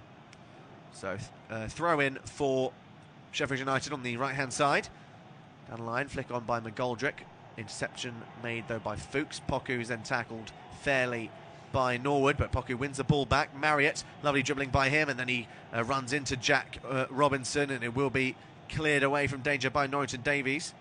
Billy Sharp using his strength well to hold off Kent. It goes down looking for a free kick, and he'll win it as well, and that's very professional play there by Billy Sharp, just waiting for enough contact to go down to win the free kick and just to stop the pressure that was beginning to grow there from Posh.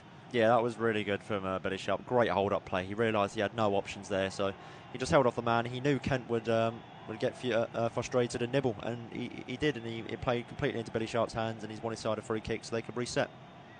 Floated ball forward, intending for Norrington Davies. Finds Billy Sharp. Can't bring the ball into his stride. Clearance away made by Kent. Now with Robinson. 1-2 with Ndai. And we'll spread it down the line towards Sharp. Only McGoldrick in the area to aim for. Instead, it's going to find Norrington Davies in the overlap. He gets across into the area. McGoldrick will win the header. Can't direct it towards goal, though. It'll go comfortably wide of Bender's left-hand post. And it's just looking more increasingly likely that Sheffield United are going to double their advantage. But first, though, we'll see a double change from Peterborough. Number 14 is coming off. Jack Marriott, who I think has actually been one of the better of the two strikers, personally, for me. So he is being brought off. He's being replaced by, I believe that is Morton. And Ward is coming on to replace Tomlinson as well. And in fact, I don't think we really mentioned Tomlinson a great deal in this game. No, we haven't. I think Tomlinson's not really grown into the game as well down that left-hand side. A lot of the players come down the right-hand side, where Barley Mumba has looked the most creative on that right-hand side. But yeah, Callum Morton coming on, recently signed for Posh from West Brom this winter transfer window, so it'll be interesting to see if he can make an impact on the side and maybe get them back into this game. And that is what they're sort of desperate for at the moment, as there will be Mumba who tries to twist and turn.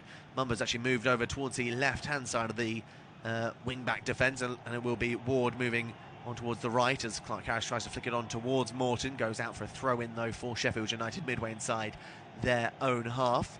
Still doesn't look like Paul Hickenbottom's going to delve into his substitute benches any further for the time being, as we're seeing some pictures of the Peterborough hierarchy on our studio screens. I think that means Darren Ferguson's job could be in jeopardy. It's a difficult one to call, because I'm not really sure what the intentions for Peterborough were coming into the season with Darren Ferguson coming into his spell at the club. I think if he can manage safety, then I think he's done his job personally. I think if he manages safety from the division, he's done his job, and I don't really think you can have many qualms about his job and what he's done at the club. But if it is a case of they've not managed to survive and they've been overtaken by Derby, who had a 21-point deduction, then I think that spell was problems, and you'd probably have to look elsewhere given the circumstances. Yes, and they are going to be facing Derby away from home on February 19th, and also a big game at home to Reading 4 days prior to that. So they've got some big games coming up. Peterborough United, a lot of games in quick succession. This, of course, being the third time around for managing Peterborough for Ferguson. Lovely dribbling there by Morton, breaking past Basham, but it has been judged to be a fair tackle. There's a collision between Basham and Morton. Basham unhappy with the way... It's actually Josh Knight, sorry, who was having a bit of a square up with the defender. Bogle twists and turns, hold off Boku, back towards Egan. And Sheffield United will hold on to possession once again. Aiming towards Norrington Davies, a calm header back towards goalkeeper by Joe Ward. And it will be Bender that will now find Kent to roll the ball out. Kent looking for any form of runner ahead of him. Aiming towards Morton, header away by Egan. Norwood's header back towards Robinson is giving him plenty of time. Robinson down the line will find, well, he's aiming for Illiman and Dye. And Thompson, under pressure, goes down. And it will be a free kick for Peterborough United as Thompson tries to push and Dye away. And it is going to be brought back for the free kick once again. There's just, there's a air of maybe tension bubbling under the surface in this game. Yeah, I think people are getting frustrated here. I think we've seen it a couple of times, players kicking out and not being too happy, losing their cool a little bit, and hopefully we don't see it turn too scrappy in the final closing minutes of this game, because it's been a fairly close affair so far with some good opportunities we've seen each side. We wouldn't want it to turn sour just yet. No, not just yet. That's the last thing that we want to see. As Mumba finds Poku, Clark Harris, Poku then tries to break forward. Clearance made, though, by Basham, looking to find McGoldrick, and he will get on the end of it. He's onside as well. McGoldrick, lovely dribbling by him to get away from Knight, and he floats across into the area. Can't find Sharp. That's going to be easily gathered, though, by Bender, who immediately throws the ball out, intending for Morton, who does well to hold off Robinson. Now with Fuchs, keeps the ball in play. Ward holds off Norrington Davies. He'll just take his time in going back towards his defensive teammate in Kent. That long pass towards Clark Harris won't find the intended target. Poku then tackles Norwood, and then Norwood tackles back fairly, says the referee, Dean Whitestone. Norwood then with the long ball intending for McGoldrick, header away by Thompson. Will go back towards him again after Knight finds him. Thompson then slides the ball out towards Ward, and Peterborough will just about hold on to possession. We're past the halfway point of this second half. It's Peterborough United 0, Sheffield United 0, no, Sheffield United 1, I should say. And it will be Harry Jones that will take you through to full time. Yeah, thanks, Will. As the ball's just rolled out of play there, tried to be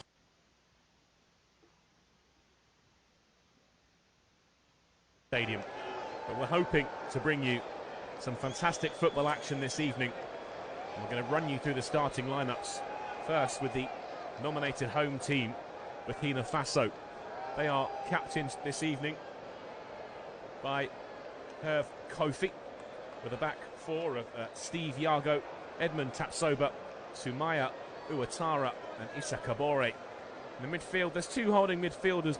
That's Blati Toure and Adama Guira. An attacking trio of wide players and attacking central midfielders of Dango Ouattara, Cyril Bayala, Gustavo Sangare, and leading the line, another Ouattara, that's Jibril, with the number 2 on his back. On the bench this evening for Burkina Faso, Sawadogo, Traore, Malo, Simpore, another Traore, Kanate, Nikiema, Tapsoba, Sonogo, Kedralgo, Bande, and then another Kedralgo. Plenty of similar names in this Burkina Faso team. And over to Tunisia, who've had a real up and down tournament. They only won once in the group stages and snuck through, but their most recent game in this tournament was the one that they will take the most heart from. Pre-tournament favourites Nigeria, who up until that point had an impeccable record, were brushed aside by Tunisia in what was a nervy game. Eventually it was the captain's goal. Youssef Msakni caught Maduka Okoye from distance, and that was the goal that settled it for Tunisia against the 10-man Nigerian side. Their side has some changes this evening. Bekir Ben Said starts in goal. There's a back four of Mohamed Draguer, Bilal Ifa, Dylan Bron comes in place of Montassar Talbi. On the right-hand side of that defence is Oussama Haddadi holding in midfield. Aissa Laidouni with two further central midfielders of Elias Sekihiri and Anis Ben Slimane. Up front, Saifuddin Jaziri leads the line, and either side of him will be Wabi Kazri and the captain, goal scorer in the last round, as we've already spoken, Youssouf Msakni. The managers are ready in their technical area. Kamou Malo for Burkina Faso. And we have yet to see Mondher Kabaya. He was kept out of that last game.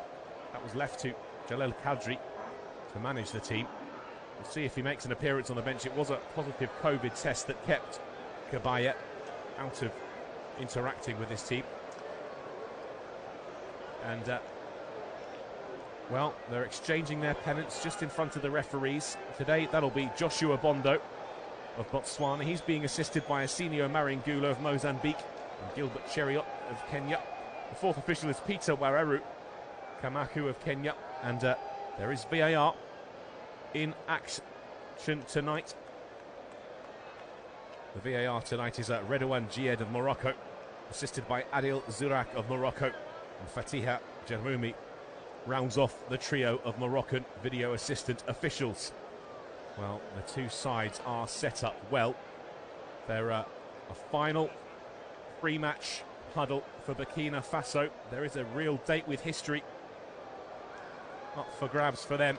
Tunisia, too, will hope that the little bit of fortune and experience that they created in their last game against Nigeria will see them well through this game. It's great to see Mondher Kabaya back on the bench after his little flirtation with the virus that has caused so many problems to us over the past 2 years.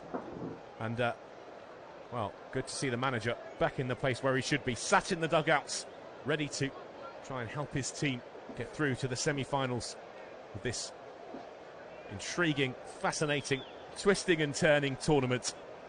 Last few preparations today. Burkina Faso will be all in white with some red and green accents to reflect their flag. On the other side of the field, Tunisia clad all in red, head to toe. Apart from the goalkeeper, he's in green, and they're off. It's been kicked off in the midfield. It's played out to the right-hand side. Here's a first touch for the right-back, Oussama Haddadi. He's run into traffic, though, has to go all the way back to Dylan Bron. A first touch of him. First start of the tournament. Across to the back line it goes to Bilalifa. He's going to drive this forward towards the halfway line and play it back to his centre-half colleague Bron. Out to the right-hand side. Here's a Draguer popping up on the right rather than the left. Played all the way back to the goalkeeper. Ben Said with the first touch. Out it goes to Ifa. Ifa will launch this long to the left-hand side, looking for the run of Msakni popping up on the left. Inverted wingers this evening. Been picked off in midfield by Burkina Faso. That's a heavy challenge coming in from Cyril Bayala. And they've recovered the ball all the way back to the goalkeeper and captain, Herve Kofi. To the left it goes. Here is Edmund Tapsoba wandering out with the ball. Plays it into midfield. It's being collected by Toure. He's moving to the left-hand side. Ball down the line looking for Yago, but it's been plucked out by Tunisia. Driving down the right-hand side goes Mohamed Draguer. He's run into a bit of traffic and won his side a throw-in, it looks like, but maybe the referee's given this the other way. He has indeed. Yago has a throw-in to take back to Tapsoma, just to the left of the box. He's now reaching his way forward, turns and looks to go back, and luckily for him, Sumaila Ouattara had stepped out.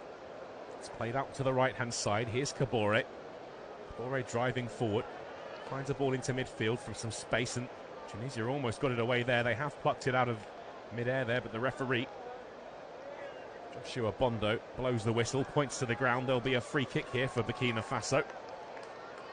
Looks like it was for a challenge on Cyril Bayala. Aissa Laidouni, the man giving it away. And he's got to be careful. Another booking and he'll miss out on any potential semi-final place. It's played out from the goalkeeper into the feet of Tapsoba. He's gone to the right-hand side and found Guira. Guira clips one long down the right-hand channel. Taken down on the chest by Cyril. Chops and turns back down the line. Feeds that down to Kabore. He's tried to cross it in early, but it's blocked by Tunisia. Played out to the left-hand side for Kazri, who's very deep, helping out in defence. Tries to go past Steve Yago. He went down to the ground quickly, held his face, and the referee has blown the whistle now. Wabi Kazri's got his finger up. to the referee, telling him he's done nothing wrong there. Iago, he's okay. Went down very briefly. There was a hand. Well, I can see why the referee's given that. There was a hand up towards the neck of the player. He's grabbed at his face and did bounce back to his feet quickly. There was no touch to the face of Steve Iago, but he will have this chance to put this ball in. It'll be Gustavo Sangare with the delivery, left-footed, close to the touchline. In it comes, looking down towards the 6-yard line and cleared away easily in the end by Mohamed Draguer, but looks like he's conceded a corner kick for Burkina Faso to try and put a bit more pressure on this back line of Tunisia early on. We're only into the 4th minute of the game. Bekir Ben Said is barking out the instructions. Sangare will whip this away from him with his left foot from the corner. He's going to play this short instead. It is in towards the 6-yard line. They've got control of the ball and it's lifted high and beyond anybody in the box by Dango Ouattara.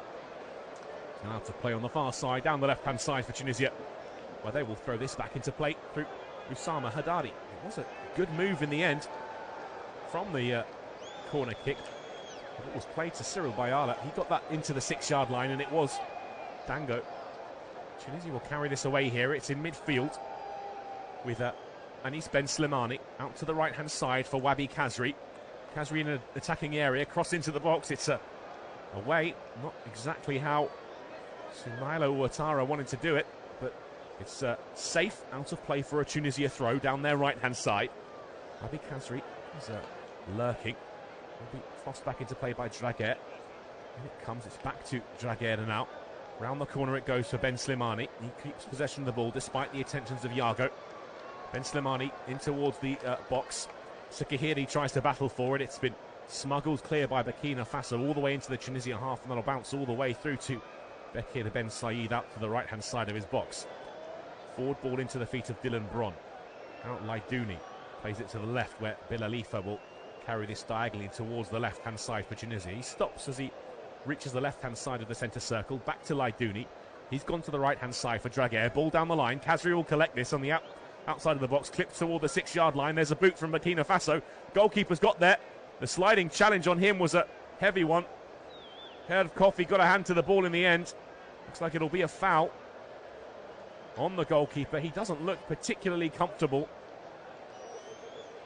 Youssef Msakni, the Tunisia captain, went flying in to try and pick up the loose ball. It was initially a one-handed save or intervention from Herve Coffee. The ball down the line, it was Wabi Kazri, clipped it towards the penalty spot. Ouattara couldn't get it away. Deflected off of Youssef Msakni, running in from the far post. He followed the ball in.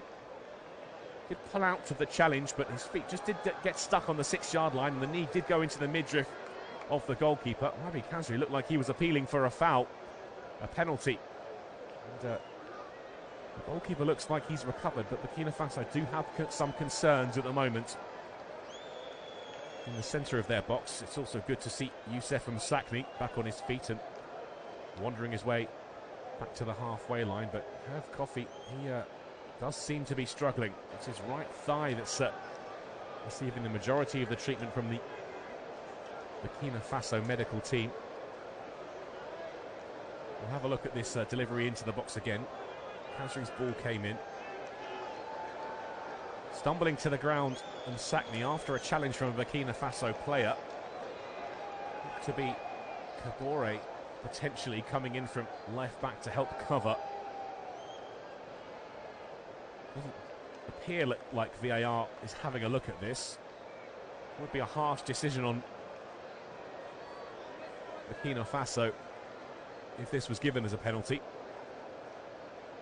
I think it's still ongoing for Herve Coffee, and they are warming up a substitute goalkeeper at the moment. Farid Drago, 25-year-old of USFA, he's going through his paces on the sidelines. Some real concern now for the goalkeeper, Herve Coffee. It's a 42nd cap for the Burkina Faso captain. And the referee has a little bit of working out to do. Edmund Tapsoba's stood over the ball. And Herve Coffey still limping around in his 6-yard box. They are still warming up the goalkeeper. Farid is just getting a few balls into hands. Coffey, Tim's armband around his left arm. Shorts pulled down low to his knees. Short goal kick taken to Tapsoba. Long ball forward, nodded back into the Burkina Faso half by Tunisia. Rabi Kazri gets a touch, but it's been lost in midfield. That's played back to Ouattara. Across the back line to Tapsoba. Midway through his own half, lifted out to the left-hand side. That's not kept in, though, by Steve Yago. And that will be a Tunisian throw-in front of their own dugout. Will be taken by Mohamed Draguer. As the ball over his head, Jibril Ouattara is lurking, trying to cut off any balls back to the goalkeeper. It goes to Wabi Kazri instead, down the line, on the halfway line, back to Draguer. Inside it goes to Sekahiri. Challenge in the midfield there from Guira. And Burkina Faso come away with the ball. It's laid off from Toure, all the way back now to Tapsoba. Across he goes to Ouattara. Ouattara inching his way forward. Ball into midfield for Sangare, who's come to collect. He's between the two centre-halves. Forward ball to Toure. That's returned to Tapsoba and looked to go to the goalkeeper. Thought better of it. And he's got the ball in the direction of the goalkeeper and finally does play it back there. Left-footed pass into the feet of Coffey, who still is limping. Didn't look particularly comfortable playing that pass to his right-hand side to Soumaila Ouattara. He's inching his way forward now down the right-hand side. Quite wide, long ball forward. It's going to be one in the air by Aoife, but trotting across will be Jibril. He's battling for the ball alongside Oussama Haddadi, who gets the referee's decision and will have the throw-in. It's back towards Dylan Bron. Now out to the full-back Draguer. He's got space to run into. Will carry it forward towards the halfway line. Passes it forward, looking for Ben Slimani. Kind deflection off a Burkina Faso player. Falls for Kazri, but he can't get the ball right. Coffey's under pressure now. Out to the edge of his box, and well, there's nothing more that Ouattara could do there. Just had to put his right boot through it. There were 3 Tunisia players lurking. They're smelling the fact that the goalkeeper doesn't look comfortable when he's got the ball at his feet. They are throwing bodies towards him. Try and put him under pressure. And this throw-in will be taken by Draguer. Inside it goes to Msakni on the edge of the area. Msakni to his left foot, tries to play it inside, but it's cut out easily by Burkina Faso. Kabore tries to play that into the feet, and it's been given as a foul on Gustavo Sangare, about 10 yards outside of the Burkina Faso box. Pressure let off. Good bit of defending by Sangare. Got his body in the front of the ball. Haddadi could only foul him. Steve Yago goes back to Tapsoba. Ball forward into midfield between the lines. That's a lovely ball. Down the left-hand side it goes. Driving forward is Cyril Bayala. Bayala onto his right foot, looking for a crossing opportunity. Laid back to Yago. The ball does come in. It's all the way to the far side, and luckily for Burkina Faso, Kabore's there. He's drifted past 1, 2, now 3 Tunisia players, lifted in towards the penalty spot. Will it drop? Here is Yago on the edge of the box. Lays this to the right-hand side for Toure. Now further wide it goes to Guira. He's going to steer this back, though. Stepping out of their area are the 2 centre-halves, and in midfield, Toure will try and distribute. Turns on it now. Toure still driving down the right-hand side. So looking for a crossing opportunity. The ball comes into the box. It's flashed across the 6-yard box, but all the way out. No touch on it from either side. No defensive intervention, no attacking intervention. Anissa Kabore, well, that's a lovely bit of skill. He had drifted past the challenges and took a stamp on his ankle. Accidental from Oussama Haddadi in the end. Just lurking at the back post, there were options for Burkina Faso. Ouattara couldn't get there, which means Draguer will be able to throw this back into play for Tunisia. 12 minutes on the clock. In it comes to Sekahiri, laid back to Draguer. First time clearance up towards the halfway line. One in the air by Msakni, but this will drop to Yago. Ball lifted forward. Going down under the challenge goes Dango Ouattara. Looked to be a high foot from Wabi Kazri. It's been taken quickly by Burkina Faso, but the referee wants to bring it back and have a word with the former Sunderland man now at Saint-Etienne. Was a high foot, did just hit the right knee, I think, with Dango Ouattara. Sangare, ball to the left-hand side, cut out by Draguer. Doesn't get control of it and shows his frustration as that's out of play for a throw into Burkina Faso. Yago throws it into play to Toure. Ball forward to Sangare, laid back to Guira. Lovely turn by the striker. It was Dango Ouattara again, looking threatening. Released the strike from the edge of the area. Got a deflection on the way through. Looped up kindly, took all the sting out of the effort. And the ball cannoned off Sikahiri's his foot into the hands of the goalkeeper Ben Said. He's distributed, but Burkina Faso have turned the ball over once again, and that's another foul. Laidouni again, the man. Dango Ouattara, once again the Burkina Faso player, causing the Tunisian defence all sorts of problems. He was just a little bit too aggressive with his hands there. One hand on the left, on the shoulder. He's protesting his innocence to the referee, but decision has been made. This is a free kick in a threatening area. Sangare standing over it. Tapsoba's there to offer his services.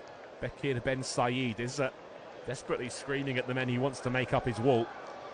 Has to get this right. This is in a great position to try and get a strike away at goal. What will Burkina Faso do here? Well, there's going to be some treatment required. Herve Coffee is back on his rear end on the ground. They're going to do everything they can to try and make sure he can continue to take part in this game, the Burkina Faso captain and goalkeeper. It's going to delay the free kick for a while. They did have a substitute warming up, but don't want to move to bring that player on yet. We'll avoid that for as long as possible. But Coffee doesn't look very comfortable. That right thigh is going to be heavily strapped. And even if he does continue to walk through to the end of the first half, excuse me, it's one of those where he could not reappear after half-time. He immediately went to ground after getting that knee. I think it's going to be a hefty bruise on that right thigh. Did look quite innocuous in the end, just a coming together between him and Msatni, the Tunisia captain. And they're still trying to make him feel a little more comfortable as Farid goes through his paces on the sidelines with the Burkina Faso goalkeeping coaching setup.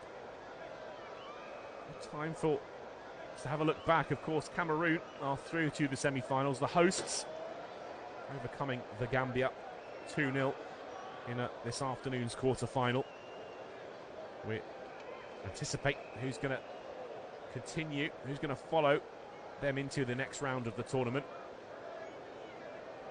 Coffee is back on his feet. He's towards the halfway line now, limping around though. And to bring you back up to speed, Burkina Faso have a free kick in a threatening area.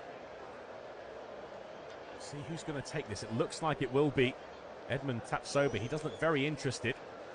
But Tapsoba runs up to the ball and strikes it straight into the bottom of the wall. It's deflected out to a Burkina Faso shirt on the edge of the area. But the shot coming in from Cyril Bayala dribbled harmlessly into the hands of Bekir Ben Said. He's encouraged his defence after claiming that ball low down to his right-hand side.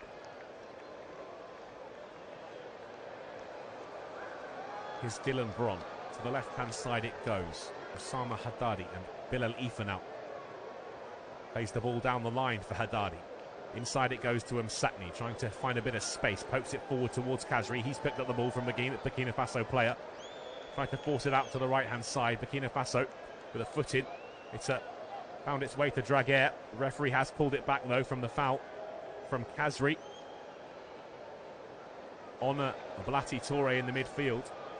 And Joshua Bondo, the referee from Botswana, is getting more and more demonstrative with Wabi Khazri. That's his third foul in quick succession. There's just 17 minutes on the clock. Tapsoba goes back to Coffee, to the edge of his box, to the left-hand side, back to Tapsoba. Left-footed ball, long downfield, looking for the striker, Cyril. Jumped in the air with Dylan Bron, didn't win the ball, but they picked up the second one now. Here's Blati Toure. Plays this back to Tapsoba, 12 yards from his halfway line. Diagonal ball across field, looking for the run. Here's Kabore. Kabore with options down the line. Plays it to Cyril Bayala. Bayala trying to find a bit of space, shrugging off the defenders. He's attracted 4 of them now. So clicked in towards the box. Bayala was the intended target, but Tunisia get this away. Ben Slimane plays that forward to Jaziri. Jaziri tumbles to the ground and flicked a leg out. I think he actually kicked the referee, and fortunately for him, the referee goes his way. Sekahiri takes the free kick forward to Laidouni. Now to the left-hand side for Usama Haddadi. Haddadi on the halfway line. Ball down the line to Sakni. He's trying to find a bit of space. Drifting inside now. 12 yards from the halfway line. It goes back over the halfway line to Bilalifa. Now out to Dylan Bron, the number 6, carrying this forward into Burkina Faso territory. Forward ball intended for Ben Slimane, just behind him, and Burkina Faso will try and break, and that's a lovely ball out to the left-hand side for Cyril. He's got support inside him in Steve Yago, taking up as a position as an auxiliary striker. Cut across the box from Django Ouattara, blocked away by Tunisia. And Draguer will get this clear long into the Burkina Faso half. Going to dribble all the way through to Kofi. Kofi now to the right he goes to Soumaila Ouattara. Forward ball into midfield for Blati Toure. Long ball to the right-hand side. That's a diagonal run from right to left, and the goalkeeper Bekir Ben Said comes out to the edge of the area and heads clear, and Tunisia on the attack here. Wabi Kazri bursting down the right-hand side. He's got Jaziri for company. Cut out easily in midfield though by Guira. The distribution from Wabi Kazri wasn't good enough. Ball down the line finds Blati Toure. Once again he'll launch this long, looking for Cyril. Over the top is it's won by Bilalifa. Into midfield it goes. Laidouni steers this back to Usama Haddadi. He's put under pressure, has to release it first time. Picked up in midfield by Toure. Ball round down the right-hand side. Here's Sangare towards the box, and it's towards the back post, and nobody was there. Draguer will collect and carry forward for Tunisia. Draguer bursting forward towards the halfway line. Plays it forward to Kazri via a deflection from Burkina Faso. It's picked off by Burkina Faso, but it's been recovered by Tunisia on the halfway line. Here is Usama Haddadi on the left-hand side. Inside he goes to Laidouni. Laidouni with the ball forward to Sakni. Sakni will run and turn. He's up to the left-hand side. Here's Haddadi in a crossing position. So all the way to the edge of the box. Yago got it clear. Struck a Tunisia player. It's broken to Sakni on the edge. Now Haddadi will collect after the block from Sangare. Haddadi back. Inside to Sakni. Now steered all the way back to the centre half. Tunisia will go again. In the midfield. Now with Draguer on the right side. Very central is Sekahiri. Now to the left it goes to Ben Slimane. Down the line for Haddadi in a crossing position. Left foot ball comes in. It's a header from Issa Kabore to block that getting into the air, and it's flicked over the goal and out for Tunisia's first corner of the evening. This is a good test of Herve Kofi's fitness after that injury scare that's gone on for the past 20 minutes or so. And one goalkeeper is about to be put under pressure. Bekir Ben Said did ever so well to win that header on the edge of his box. It was a dangerous looking ball in the direction of Jibril, and looked like he had the beating of the centre half too. So played short by Kazri. Left footed cross comes in towards the back post, and Herve Kofi watched that all the way into his gloves, didn't even need to jump.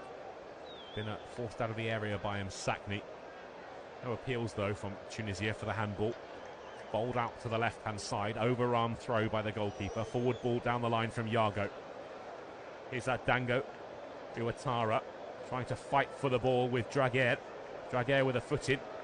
It's the ball out of play for a throw into Burkina Faso, tight to the corner flag. All eyes on Herve Kofi. And the referee couldn't see anything wrong. Yago throws the ball into play. It comes straight back to the fullback. He's going to try and force his way past Ben Slimane. Steered back down the line into the feet of Blati Toure. Comes off Kazri last. Another throw for Burkina Faso. So taken quickly. Here is Sangare. Into midfield it goes for Guira. Laid back to Ouattara. Diagonal ball across field. There's Yago. Yago tries to steer it round. Kazri. Kazri's in his way. Out of play for a Burkina Faso corner kick. Nice enterprising play from the Burkina Faso left back.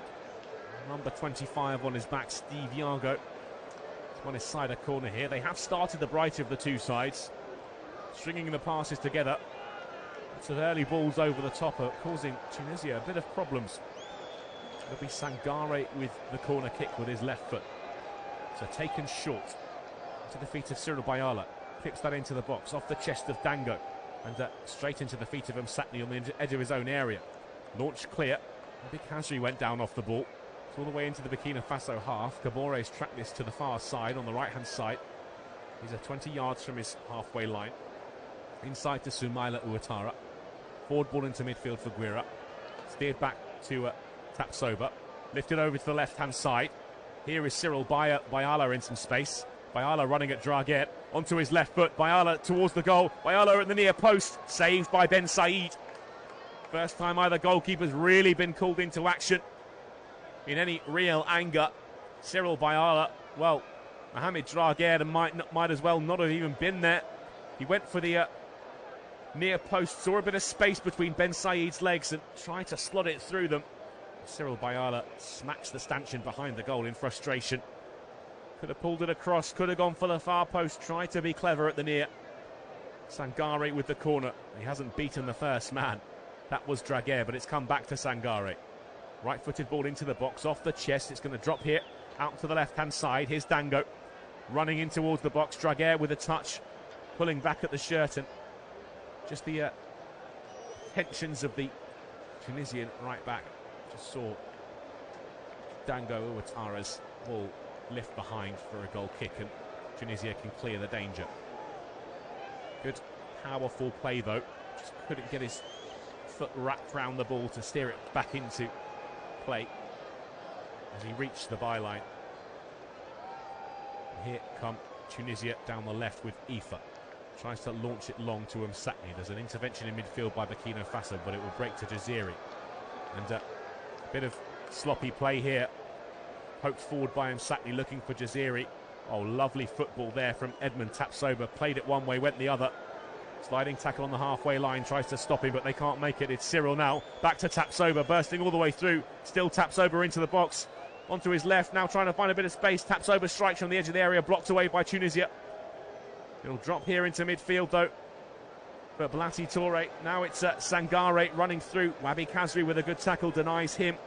35 yards from goal. Khazri trying to drift past the challenges, 1 and 2. Now still bursting forward, Khazri up to the halfway line. Goes left to Msakni.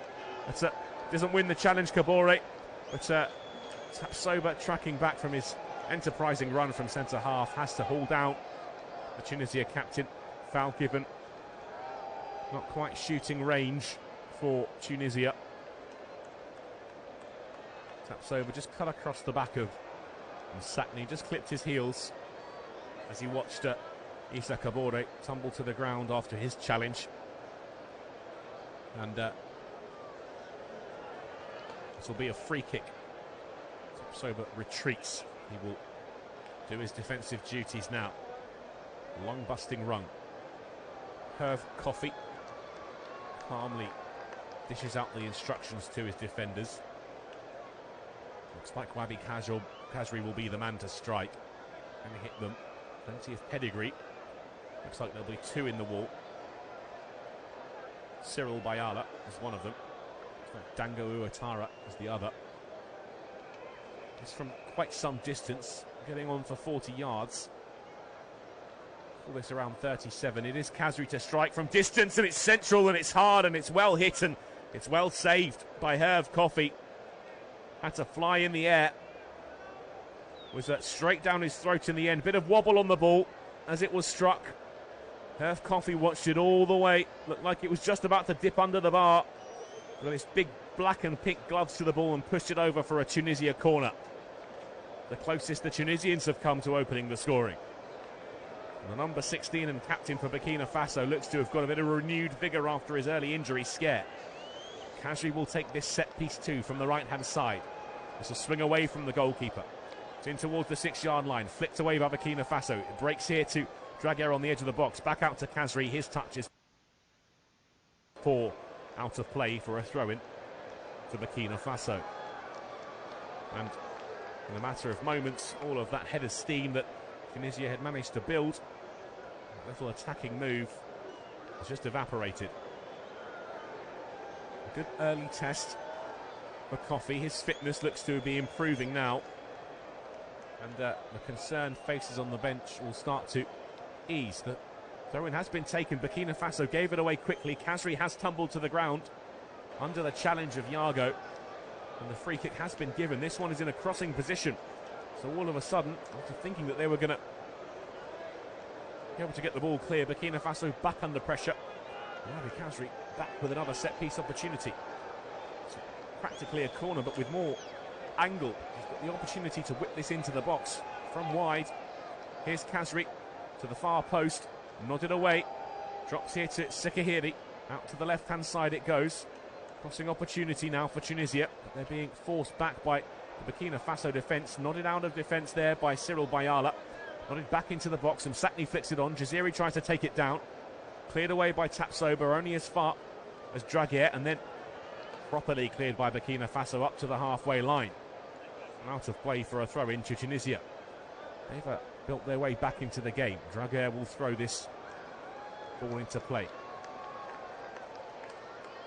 It's being watched intently by Cyril Bayala doing his duties, and he's thrown the ball straight into the feet of Dango Ouattara. Tried to skip away from Khazri. Khazri stuck with him, but he's given the ball away for a throw into Burkina Faso. Good play from Blati Toure in the end, and well, just to underline Burkina Faso's dominance so far in the game, they've made 5 shots to Tunisia's solitary one. Sekahiri will shift this out to the left-hand side for Haddadi, midway through his own half, tries to shrug off the attentions of Dango Ouattara. Can't do so, has to stop in his tracks, lays this square to Elias Sekahiri. Sekahiri out to the right-hand side for Mohamed Dragier. Back inside to Sekahiri. He's in the centre circle, but he's lost the ball. Burkina Faso will build forward, and good intervention by Haddadi. Not good enough though. Burkina Faso still in possession. Djibril Ouattara was fed the ball. Just before that, Adama Guira, he went to ground under the challenge, and it will be a free kick. Bilal Ifa slinks away, trying to avoid the attentions of the referee Joshua Bondo. He was the man, I think, who made the initial foul. Djibril Ouattara is the ball clipped up, easily caught by Ben Said under pressure from Tapsoba, who didn't really want to challenge with the goalkeeper. It's rolled along the ground to Ifa, down the line to Haddadi. He plays that forward over the halfway line. Ball behind. Here's Jaziri. Latches onto it in the box, and well, didn't hear the shout from his captain Msakni. Jaziri was in an offside position. The flag has been shown. Number 11 wanders away. But if he'd left that on Msakni, looked like he had the beating of Ouattara. Tapsoba lays this back to the goalkeeper, Coffey. Now out to the right it goes to Issa Kabore. Carrying it forward now. Fires one long into the feet of Djibril Ouattara. Comes back at him after trying to play it round the corner. Djibril Ouattara doing well in terms of commitment, but he's lost the ball there. And Sakni running back towards his own goal down the far side touchline. Kabore's there, almost got the ball back for Burkina Faso, but Tunisia have handed it back, trying to play it forward for Jaziri. Kabore over the halfway line. It's steered all the way back to Tapsoba. His orange boots into the midfield it goes for Toure. Laid back first time to Tapsoba. Out to the left-hand side between the players for Steve Yago, drifting into midfield. Over the top, he's tried to find Dango Ouattara.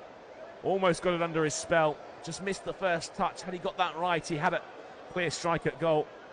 Djibril Ouattara, meanwhile, is making himself a right nuisance for Bekir Ben Said, just standing in his way as the Tunisian goalkeeper tried to distribute, and eventually it went short to Dylan Bron. Goes across the back line to Ifa. Back to Bron. Midway through their own half, right of centre. Down the line it goes to Dragier. Dragier turns back and plays this back to Dylan Bron. Bron will square across his defence back to Ifa. Ifa to the left to Osama Haddadi. Down the line it goes to Msakni. It's in the midfield now, but played back to Ifa. Ifa across to Dylan Bron, carrying the ball forward into the Burkina Faso half. Midway through it now, out to the right-hand side it goes. Here's Draguer, crossing opportunity, gets the ball in early. Cannons off the shin of Tapsoba. Didn't get that quite right with the clearance, and it's out of play for a corner kick to Tunisia. Cagey opening to the game. First 30 minutes, well, Burkina Faso looked full of energy, full of fight. They still do, to be fair. The quality has just dipped as Tunisia have built their way into the game a little. Wabi Kazri will have a corner kick to take here. Options in the box. Herve Coffey trying to marshal his troops, and it comes from Kazri towards the 6-yard box. It's dropped into the area, and at the back post was Laidouni. It just hit him, he didn't really know much about it, and lifts over the bar. Dylan Bron was there jumping for the ball. Laidouni, the man it fell to initially, and tried to adjust his body, just couldn't get his feet in that position. Herve Coffey will clear this from the goal kick. Whether he plays this short or long remains to be seen. He's got options either side of him, and Tapsoba is actually standing over the ball, perhaps because of that injury to Coffey. They're having a chat with each other at the moment. Tapsoba standing over the ball on the corner of the 6-yard line to the left-hand side. He's waved forward by the referee. Goes inside to the goalkeeper, who plays it straight back to Tapsoba. He tries to clear it. And a sliding challenge from Jaziri.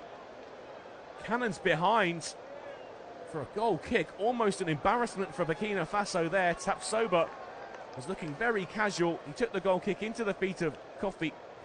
And back to Tapsoba. He tried to clear, had no idea Jaziri was coming. Sliding in front of him. Blocked the ball, and it just narrowly goes past the post. Tunisia will have a bit of confidence from this. Here's Ben Slimani in the midfield. Laid back to Draguer, but tries to return it to Ben Slimani. Just finds the dugout instead. And Yago will take the throw for Burkina Faso. Yago down the line to Dango. Doing well here, Cyril Bayala. Bayala with a cross towards Gibril. He's a loose touch there from Bilal Ifa. Trying to pounce on it. Tried to run past the number 2. Looks like he lost his footing, or maybe even collided with Bilal Ifa. Interesting to see this one again. In came the cross. Ifa got a touch to it. Just straight into the feet of Gibril Ouattara. He tried to run past Ifa to collect the ball. It does look like just collided with the Tunisian, but there was no appeals from Gibril Ouattara, and Dylan Bron has the ball at his feet midway through the Tunisia half now. Here's Ifa, back to Dylan Bron. Bron steers this back to his goalkeeper, Ben Said, on the penalty spot. Diagonal ball to the left-hand side for Ifa. Now further wide it goes to Haddadi. Ball forward to Msakni, and Msakni in the midfield. So gone down but plays on. Forward ball poked off of his toes by Sikahiri to Ben Slimani. Back to Sikahiri. Sliding tackle from Gibril Ouattara has won the ball back for Burkina Faso. Wabi Kazri tries to get it back for Tunisia, but Yago's in possession of it now. Here's Tapsoba. Diagonal ball forward to the right-hand side, looking for the heads. It's appeals from Cyril Bayala, looking for handball. Driving forward went Laidouni. He's been fouled by Sangare on the halfway line. Tunisia take it quickly. Out to the left-hand side it goes. Trying to fight their way past the defending of Kabore, but can't do so. Laidouni will clip this forward to Jaziri. Off the chest, Ben Slimani on the edge of the box. He's lost out to Ouattara. Out to the left it goes to Dango. Flips one forward to Gibril. He's lost sight of the ball. Dylan Bron won it, but it's come off a Burkina Faso player. Ball forward there from Sangare, looking for the run of Gibril Ouattara, but they just got their wires crossed. The clearance comes from Dylan Bron. It's out of play for another Burkina Faso throw down their left-hand side. It's like a lively figure, Gibril Ouattara. Where's the number 2, despite playing up front? Puts himself about a bit. Here is Soumaila Ouattara. Pokes that forward, right of centre. Diagonal ball out to the left-hand side. Once again looking for Cyril Bayala. Nodded away by Draguer. Out of play for a throw. Bayala's gone to collect, and he'll leave this to Steve Yago. Yago collects from the deck. Wabi Kazri's just in front of him. Yago has plenty of options. Goes back instead. Here's Sangare. Drifting back towards Tapsoba. Diagonal ball to the far side, looking for Kabore. Takes it down well, under pressure from Msakni and Haddadi. Still Kabore running past one, then another to the byline. Robust challenge from Bilalifa, just put his body between Kabore and the ball. Sees that out for a goal kick to his side. Tunisia, Bekir Ben Said will take this. We're towards 38 minutes on the clock. It has really raced by. No moments of real quality, no clear-cut scoring chances yet. A couple of half chances for either side as Ben Said clears this long. Midway through the Burkina Faso half. One in the air by Soumaila Ouattara. Nodded forward and it's collected by Bilalifa on the left-hand side of his defence. Sikahiri comes to collect, splitting the centre halves. Right-footed ball out to the left-hand side for Msakni. Haddadi goes running on beyond him, but he's drifting into the centre, the Tunisia captain. There's Sikahiri, forward ball to Khazri. Now Ben Slimani takes over. He's trying to weave his way, but can't get through. Laidouni lifts this to the left-hand side for Haddadi. Back to Laidouni, left of centre. Inside it goes to Ben Slimani. Sikahiri now back to Ben Slimani. Forward ball for Khazri on the edge of the area. Don't want him there. He tries to poke that through to Laidouni. Comes off his thigh. And Herve Cobby will go and collect. 39 minutes on the clock. Still 0-0. Even Stevens in terms of possession. Clearance from Herve Coffey out to the left. Steve Yargo takes that down nicely on his chest on the left-hand side on the halfway line. Forward ball to Gibril. Gets the shot away, left-footed. Straight into the hands of Bekir Ben Said, who stops that, drops to his knee. And looks forward. Nice ball with the outside of the boot by Steve Yargo. Evades Dylan Braun. Bilalifa was there with Gibril. Didn't have too much time, the number 2 for Burkina Faso, but did get the shot away. Another one on target. That'll be their second of the evening. Carrying it forward is Braun. Diagonal ball to the left-hand side. Underneath it is Laidouni. Takes it down on the chest, juggles it on his thigh. He's done well, he's beaten one challenge. Laidouni with a strike at goal at the near post. Collected easily by Herve Coffey. Throws this overarm to the left-hand side to Cyril Bayala. Bayala's now running. That's Wabi Khazri. Inside it goes. That's Blati Toure collects the ball. Laid back to Tapsoba. Tapsoba shaped to go long, but thought better of it as the block was shaped up by Ben Slimani. Instead he's gone across to the other side and now poked forward. Into midfield it goes for Blati Toure. Toure out to the left for Tapsoba. He's heading towards the halfway line now. Tapsoba to the centre circle for Guira. Laid back. He's trying to shrug off the attentions is Gustavo Sangari. Very, very deep for him. In the centre circle in his side of the field. Sangare pokes this to the left. The challenge comes in from Sikahiri. Joshua Bondo waves him to his feet. I think advantage has been played. Here is Ouattara. Now to the right for Kabore, the number 9, the right back. Tries to play one down the line, but that's going to go all the way out of play for a goal kick. As we inch towards half-time. The Burkina Faso coach, Camus Malo, has a quick look at his watch. Monte Caballero, he's looking straight onto the field of play. It's a good feeling for him to be back in the dugout after sitting out in the last game. Bilalifa carries this forward. Out to the left-hand side it goes. Poked down the line for Haddadi. Haddadi got him Sakni for company, but he's going to ignore him. Go all the way back to Bilalifa. Square across the back line to Dylan Braun. Long ball down the right-hand touchline. Finds Draguer. Flicks it inside to Khazri. He's trying to backheel it. Doing something special there, but picked off by Burkina Faso easily. That's lovely football. Dancing around the place by Gustavo Sangare. He's set Cyril Bayala on his way.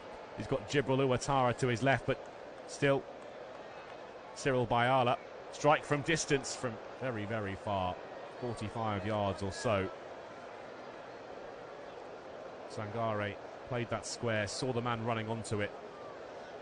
Lovely footwork by Sangare. Twisting, turning, strength and poise with the ball at his feet. Back forward to Cyril Bayala. And then the strike from distance, left-footed, came in from Blati Toure, and the ball sailed over the bar. Here is Ifa carrying it forward, out to the left for Haddadi. Is this back to Msakni, back to Haddadi, into midfield for Sakiri. All over the top, looking for Wabi Kazri. Out comes the goalkeeper, Herve Coffey, claims it in the air. Above the Saint-Etienne striker. Long ball forward, almost reached Gibril. It's nodded forward by Bron. Sakahiri steers this back to Eva, under pressure from Dango Ouattara. Towards the halfway line for Msakni. Ball down the line from Haddadi. Jaziri's the target. Out comes the goalkeeper, Herve Coffey. Won the ball, I think. Referee's given a foul. And he's going to give a yellow card to the goalkeeper too. Herve Coffey cannot believe what he's seeing here. The captain for Burkina Faso came steaming out to the right-hand side, tackled Saifuddin Jaziri. He's put his hands up, protesting his innocence. We'll have a look at the replay here. Jaziri went chasing after the ball, saw the keeper coming. Out comes Coffey, gets a touch on the ball, wins it. Plays it away from Jaziri, who went tumbling to the ground as his feet were clipped after the initial tackle. Jaziri stands up, waving a imaginary yellow card, and Herve Coffey, for my money, has been booked quite unfairly there. It looked to be a good challenge from the goalkeeper. Wabi Kazri has a free kick in a dangerous area on the left-hand side of the box, around 8 yards from the byline. Can fire that goal if he wants to. Joshua Bondo just having a word with the three-man wall. Herve Coffey staring down Wabi Kazri. Kazri's had a look over to the far side at options. It's a congested area. A deep line from Burkina Faso. Joshua Bondo still isn't happy, having a word with Dylan Bron. Finally happy to put the whistle to his lips and blow. It's up to Wabi Kazri now. Kazri strikes off the wall, out of play for a corner kick. A long build-up for very little there. Wabi Kazri will trot across to the far side where he'll have a corner to take. This will be whipped in with his right foot towards the goalkeeper. Kabore's the man on the post. Herve Coffey has his arm in the air, trying to keep them free. So, plenty of options, both big men from the back. In Aoife and Bron, they're at the back post. Aoife makes a run towards the near. In comes the corner towards the back post. Underneath it is Dylan Bron, one in the air by Tapsoba. Out of play off the Burkina Faso head for a throw-in tight to the corner flag. 2 minutes of time will be added on the end of this first half. It's a floating corner towards the back post. Tapsoba won it in the end. And Burkina Faso have recovered the ball. Here's Yago with a lovely back heel to put it onto his left foot. Forward ball towards Gibril. Picked up. Going up the second ball. There is Lati Toure. Shifted out to the right-hand side. Bursting forwards, Issa Kabore. Down the line it goes. Here's Gustavo Sangare. Left-footed strike from distance. Bounces in the 6-yard area. Straight into the arms of Ben Said, despite the attentions of Gibril Ouattara. It was Dango Ouattara with the left-footed ball in the end. And Gibril Ouattara just late getting there. Is Sakahiri. Sakahiri inching his way towards the halfway line. Less than a minute left in the first half. Ball down the right-hand touchline for Draguer. Draguer tries to shrug off the attentions of Cyril Bayala, who does well to win the ball and force the throw into Tunisia. It's the final 30 seconds of the half. Draguer, ball above his head. Back to Bron. Across to Aoife in the centre circle. Aoife pokes it forward once, twice, now to the left for Haddadi. Down the line for Ben Slimane. Almost knocked off balance there by Gustavo Sangare, and he's now won the ball, the Burkina Faso number 20.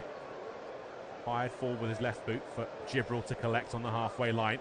Burkina Faso are in here. It was the pass from Toure. Driving forwards Dango. Here's Dango Ouattara. Dango Ouattara settles it. It's in the goal. It came off a deflection. But Ouattara, on the stroke of half-time, has got the first goal of this game.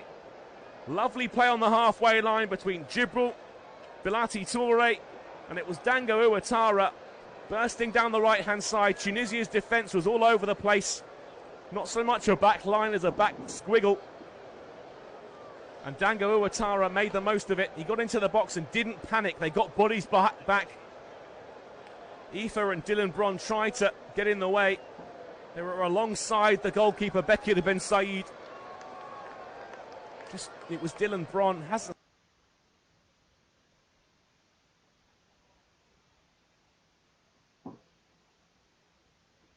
Here we are, latest sporting headlines. I'm Tom Hill. We'll start with the news in tennis. And there's been a whole host of matches in the Australian Open on the opening day. British number one Cameron Norrie says he doesn't know, though, why he didn't perform and didn't execute as the nation's bid in the Australian Open singles made a disappointing start. Seeded 12th, he was outclassed by American rising star Sebastian Korda on day one. Not a shadow of a former player who had a stellar 2021. He lost 6-3, 6-love, 6-4. Commentary, while also enjoying our in-play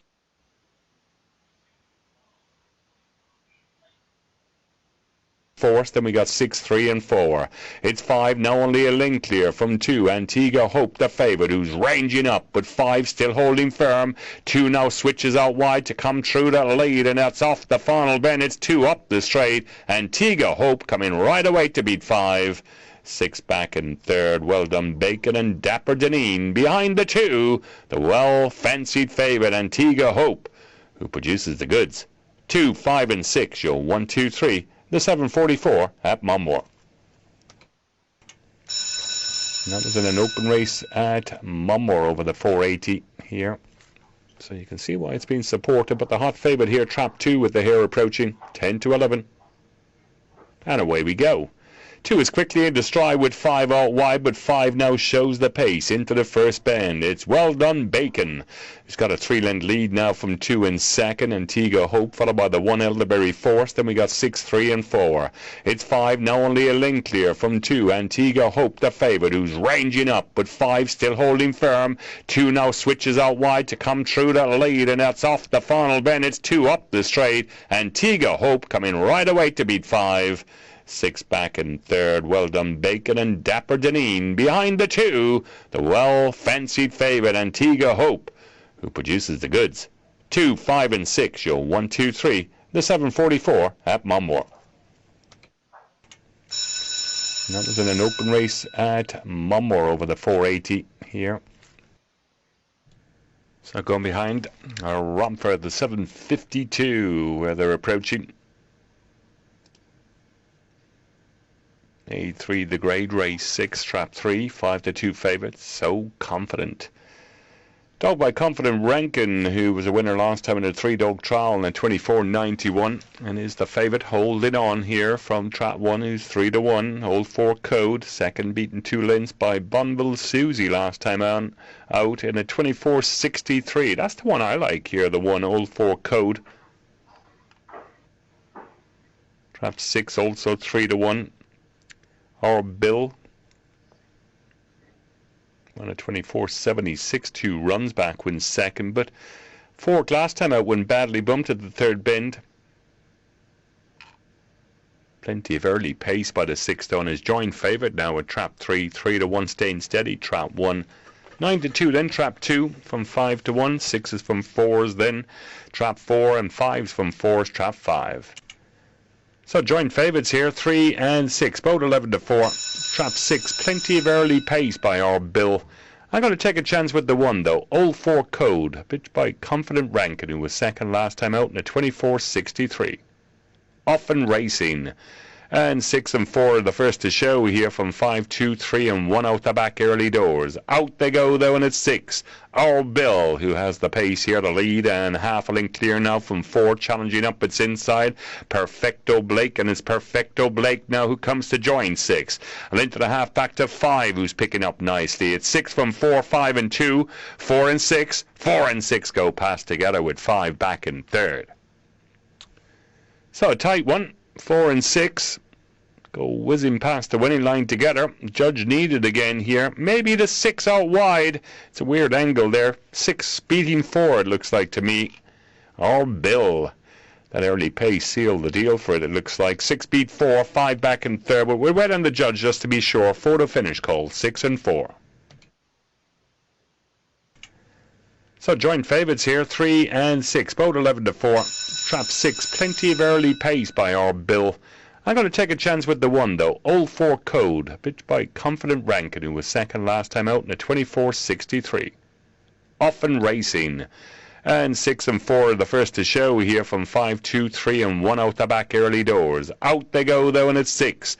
Our Bill, who has the pace here to lead, and half a length clear now from 4, challenging up its inside. Perfecto Blake, and it's Perfecto Blake now who comes to join 6. And into the half back to 5, who's picking up nicely. It's 6 from 4, 5 and 2, 4 and 6. 4 and 6 go past together with 5 back in third. So a tight one, 4 and 6. Go whizzing past the winning line together. Judge needed again here. Maybe the 6 out wide. It's a weird angle there. 6 beating 4, it looks like to me. Our Bill. That early pace sealed the deal for it, it looks like. 6 beat 4, 5 back in third. But we're wet on the Judge just to be sure. 4 to finish call, 6 and 4. So joint favourites here, 3 and 6, both 11-4. Trap 6, plenty of early pace by our Bill. I'm going to take a chance with the 1 though, Old 4 Code, pitched by Confident Rankin, who was second last time out in a 24.63. Often Racing. And 6 and 4 are the first to show here from 5, 2, 3 and 1 out the back early doors. Out they go though, and it's 6. Our Bill, who has the pace here to lead, and half a length clear now from 4, challenging up its inside. Perfecto Blake, and it's Perfecto Blake now who comes to join 6. And into the half back to 5, who's picking up nicely. It's 6 from 4, 5 and 2, 4 and 6. 4 and 6 go past together with 5 back in third. So a tight one, 4 and 6. Go whizzing past the winning line together. Judge needed again here. Maybe the 6 out wide. It's a weird angle there. 6 beating 4, it looks like to me. Our Bill. That early pace sealed the deal for it, it looks like. 6 beat 4, 5 back in third. But we're wet on the Judge just to be sure. 4 to finish call, 6 and 4. So join 4 beat 6 and 5, 4, 6 and 5. 6 to 1 the winner, and 11-4 joint favourite. Trap 6 was second, 5 was third, 30-01 the forecast, and the TriCast 104.86. Approaching now at Hove. Trap 3, 5-2 favourite here for the next. It's the 7.56 coming up. Quarter length Holly, a recent winner by a short head in a 2-dog trial in the 30-28. 5-2 favourite. 130, trap 1, well supported that one. After an early drift, Yasu Patrick, third last time out in a 30-39. And trap 6, come on you know. Last time out was fourth in a 30-23 also. 3-1 from 9-4, 4-1, then trap 5 on the drift. Here's on the move, coming in quickly. Lids and away. 3 and 5 quickly into stride here and lead up from 2 on the rails, followed by 6 out wide. Then we got 4 and 1. 3 now slips through. Quarterland Holly. A link clear from the 2 Adachi Diego. Pressed by the 6 out wide. Come on, you know. Followed by the 1 up the inside. Yasu Patrick. It's 3 from 2, 6, 1, 4 running on. Brewery time. It's 3 though around the final 2 bends. A link clear now from 2, who's edging closer with 1, 6, 4 and 5 on their heels. 1 up the inside, finishing well, and 1 is going to come and claim the prize. 1 your winner. Looks like 6 got up for second, tight for third, maybe 3 for third. 1, 6, 3 and 2, tight, heads up, heads down for third. So trap 1 your winner. Yasu Patrick, third last time out when it was slowly away in a 30-39. It wasn't the quickest away either today. It was last got into that first bend, trap 1. Got a lovely run up the inside rail though as they went out into the back straight. It was 3 still in front, but keep an eye on the 1. Got it closer and closer and closer as they went down into that second last bend and really kicked in an extra gear as they came off that final bend. 3 started to paddle. 1 and 2 were closing in with 6 and 4, but 1 found that extra gear up the straight and goes on to victory. Yasu Patrick the winner. 6 in second, come on you know. And the 3, Quarterland Holly the favourite, back in third. 1, 6 and 3. 3-1 joint second favourite your winner, and the second 5-2 favourite back in third, trap 3. 1, 6 and 3, 15.09 the forecast, 34.08 the TriCast. Monmore, opening show is in. 12 to 1, 5 to 1, 6 to 1, 9 to 4, 9 to 2, and 6 to 4 favourite from 7 to 4. Trap 6, Druids on Song. Here's On the Move, coming in quickly. Lids and away. 3 and 5 quickly into stride here and lead up from 2 on the rails, followed by 6 out wide. Then we got 4 and 1. 3 now slips through. Quarterland Holly. A link clear from the 2 Adachi Diego. Pressed by the 6 out wide. Come on, you know. Followed by the 1 up the inside. Yasu Patrick. It's 3 from 2. 6 1 4 running on. Brewery Time. It's 3 though around the final 2 bends. A link clear now from 2, who's edging closer with 1 6 4 and 5 on their heels. 1 up the inside. Finishing well, and 1 is going to come and claim the prize. 1 your winner. Looks like 6 got up for second, tight for third, maybe 3 for third. 1 6 3 and 2 tight, heads up, heads down for third. So trap 1 your winner. Yasu Patrick, third last time out when it was slowly away in a 30-39. It wasn't the quickest away either today. It was last got into that first bend, trap 1. Got a lovely run up the inside rail though as they went out into the back straight. It was 3 still in front, but keep an eye on the 1. Got it closer and closer and closer as they went down into that second last bend and really kicked in an extra gear as they came off that final bend. 3 started to paddle. 1 and 2 were closing in with 6 and 4, but 1 found that extra gear up the straight and goes on to victory. Yasu Patrick the winner. 6 in second, come on, you know. And the 3, Quarterland Holly, the favourite, back in third. 1 6 and 3. 3 to 1 joint second favourite, your winner, and the second 5 to 2 favourite back in third, trap 3. 1 6 and 3, 15:09 the forecast, 34:08 the TriCast. Monmore, opening show is in. 12 to 1, 5 to 1, 6 to 1, 9 to 4, 9 to 2, and 6 to 4 favourite from 7 to 4, trap 6, Druids on Song. Here's On the Move, coming in quickly. Lids and away.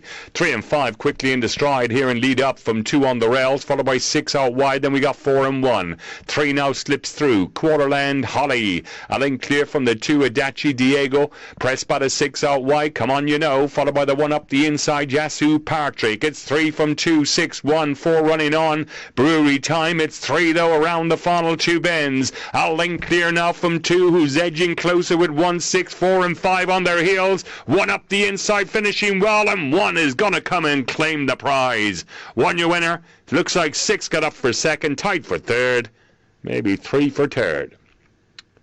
1 6 3 and 2 tight, heads up, heads down for third. So trap 1 your winner. Yasu Patrick, third last time out when it was slowly away in a 30-39. It wasn't the quickest away either today. It was last got into that first bend, trap 1. Got a lovely run up the inside rail though as they went out into the back straight. It was 3 still in front, but keep an eye on the 1. Got it closer and closer and closer as they went down into that second last bend and really kicked in an extra gear as they came off that final bend. 3 started to paddle. 1 and 2 were closing in with 6 and 4, but 1 found that extra gear up the straight and goes on to victory. Yasu Patrick the winner. 6 in second, come on, you know. And the 3, Quarterland Holly, the favourite, back in third. 1 6 and 3. 3 to 1 joint second favourite, your winner, and the second 5 to 2 favourite back in third, trap 3. 1 6 and 3, 15:09 the forecast, 34:08 the TriCast. Monmore, opening show is in. 12 to 1, 5. So approaching the traps now of Monmore, and trap 6 is the hot favourite here. The 803 coming up. Peter Dempsey Retirement Trophy Open Race, 480 metres. The trip 6 4 and 3 is how the post seed it, and Druids on Song will it sing its way into the victory here tonight. It was second beaten ahead by Drumcrow Bruce last time when it crowded at the first bend, but finished well after showing early pace. Ran at 28.92 calculated, and is the 6 to 4 favourite here from an opening show of 7 to 4, 9 to 4 trap 4. Annual Sydney was behind Dapper Deneen last time when fourth, beaten a length and a quarter. Met a bit of crowding, ran at 28.93 calculated, but they're all in here. Trap 6, hot favourite here for the Peter Dempsey Retirement Trophy Open Race. Here's On the Move. 6-4 from 7-4, trap 6. Talked by Droopy's Buick.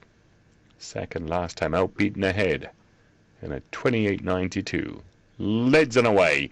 6 quickly into stride out wide of 3 and 1, followed by 4 as they go into the first bend. It's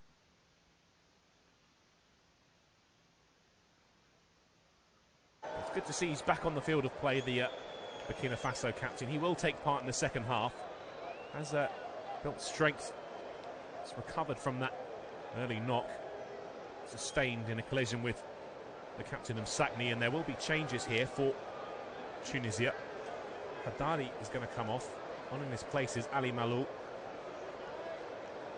the number 12, and Slitty's also come on.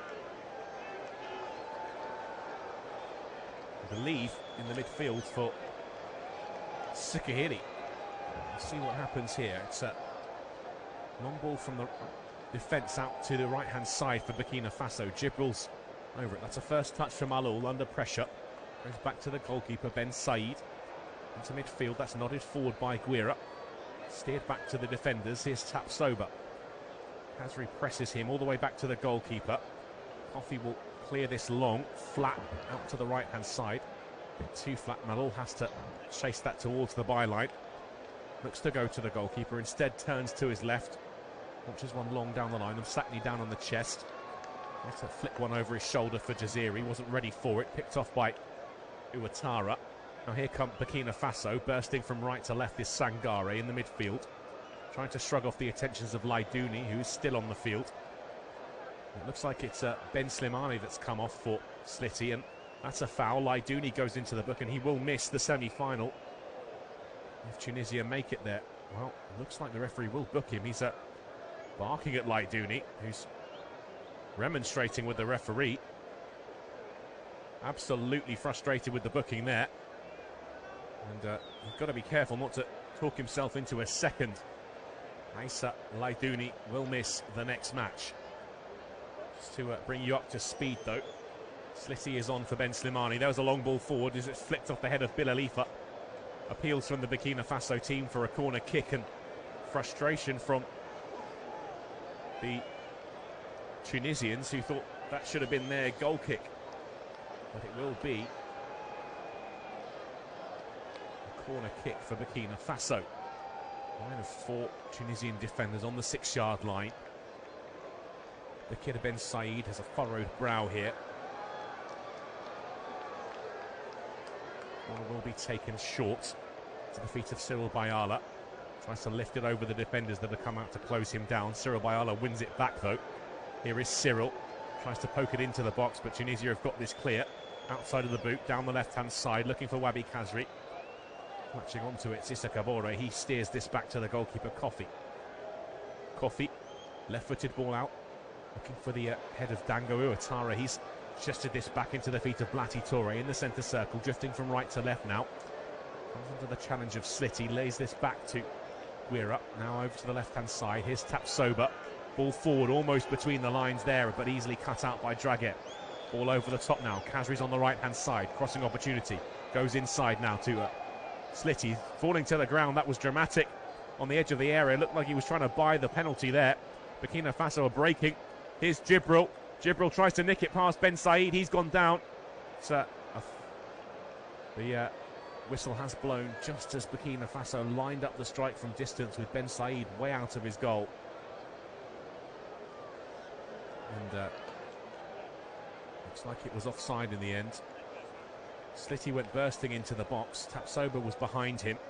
There was a little touch on the shoulder of the number 23 for Tunisia. And Gibril Ouattara didn't catch Ben Said. He did try to pull out of the challenge. Tunisia are playing it down the left-hand side with Malou. It's won the throw-in of the shins of Cyril Bayala. Goes it back to Laidouni on the booking now. To the feet of Ifa. Now up to the right-hand side for Dylan Bron. Down the right-hand touchline it goes to Draguet. Inside to Slitty.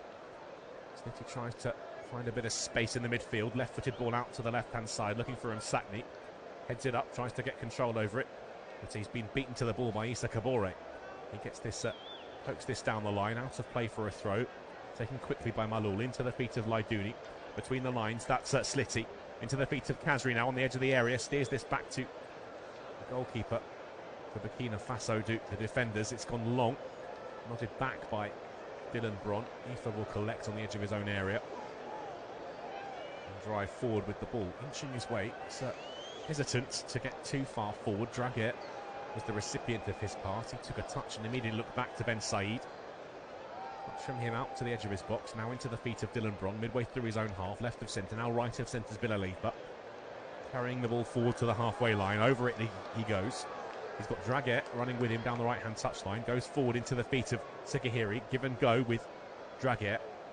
Ball into the box from the right back, cleared away by Burkina Faso as far as Jibril. He's nodded that down to the goal scorer, Danga Ouattara. They've got plenty on the...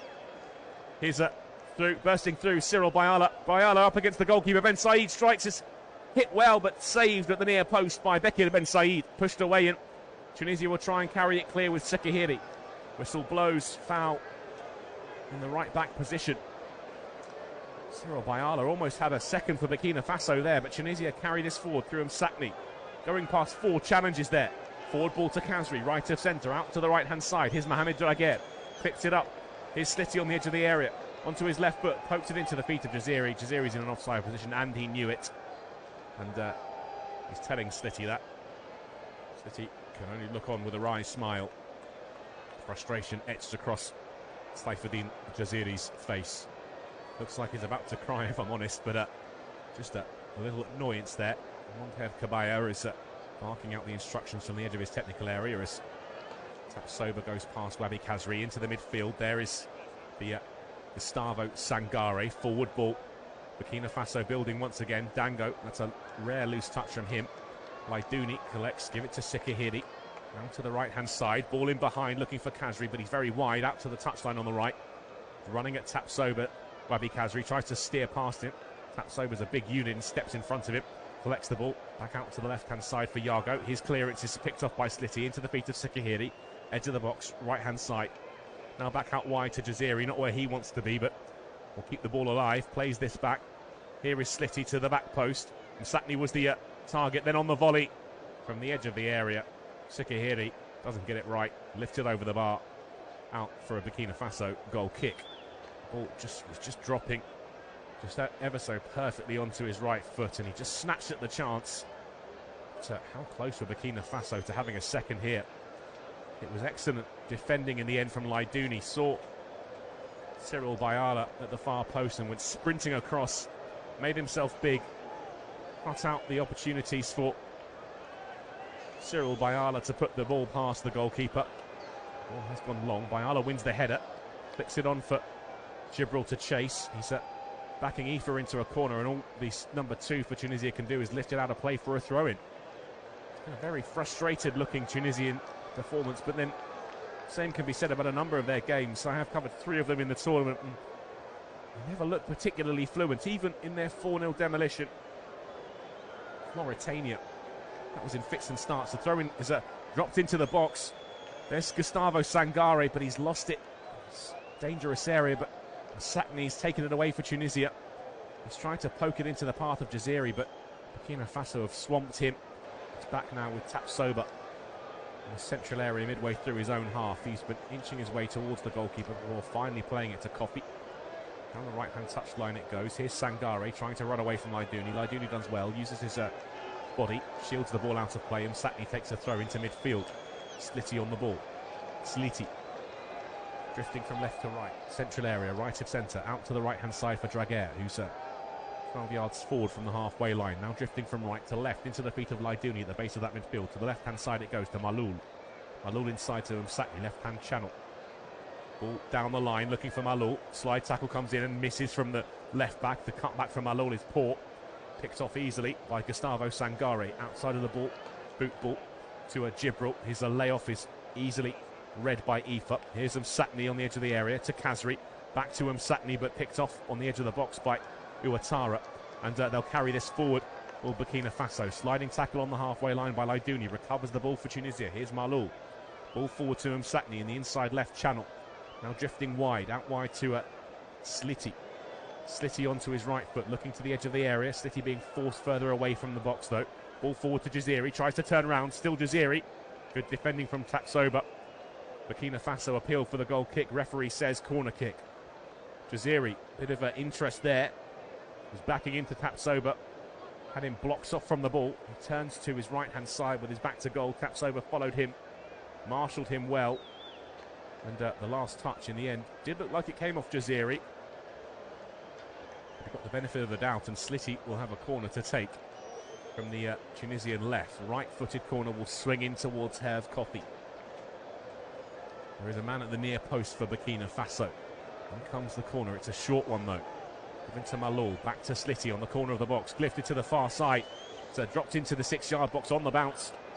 Poked away by Yago on the far side, out of play for a throw midway through the Burkina Faso half, down the right-hand side for Tunisia. First ball wasn't defended well, the second one, well, that was a bit better.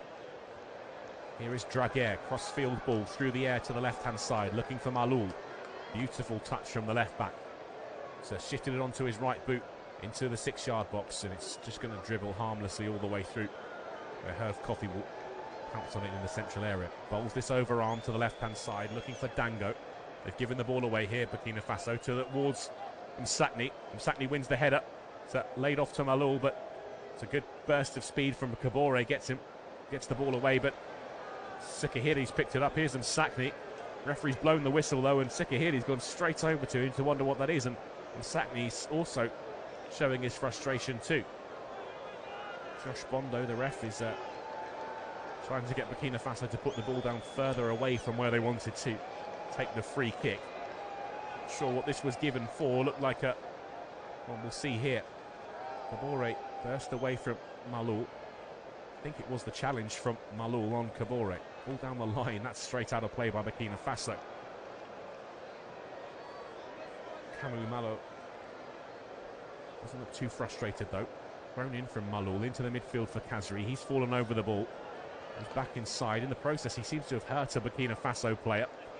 And back to his feet is Cyril Bayala, but it's on the right-hand side for Tunisia. Ball in from Slitty towards the 6-yard area. It's Wabi Kazri, and he's missed it. It's got to be the miss of the tournament. The flag goes up when Jaziri touches it, but Kazri, he was on the corner of the 6-yard box, and the ball almost went out of play for a goal kick. Midway between the post and the corner flag. Very tight from Kazri on the far side. Tried to open his body up and slot that in with his right foot, but if that's not flagged offside, I think it was him in the end. That would have been one of the misses of the tournament, and his embarrassment, his blushes, they're spared by the assistant referee's flag on that far side. Still has to do better despite the offside decision. 57 minutes on the clock, still Burkina Faso 1, Tunisia 0. To remind you, of course, there is extra time and penalties in the offing. How Burkina Faso got here. That's a fight their way through. Game against a spirited Gabon side, of course missing Pierre-Emerick Aubameyang.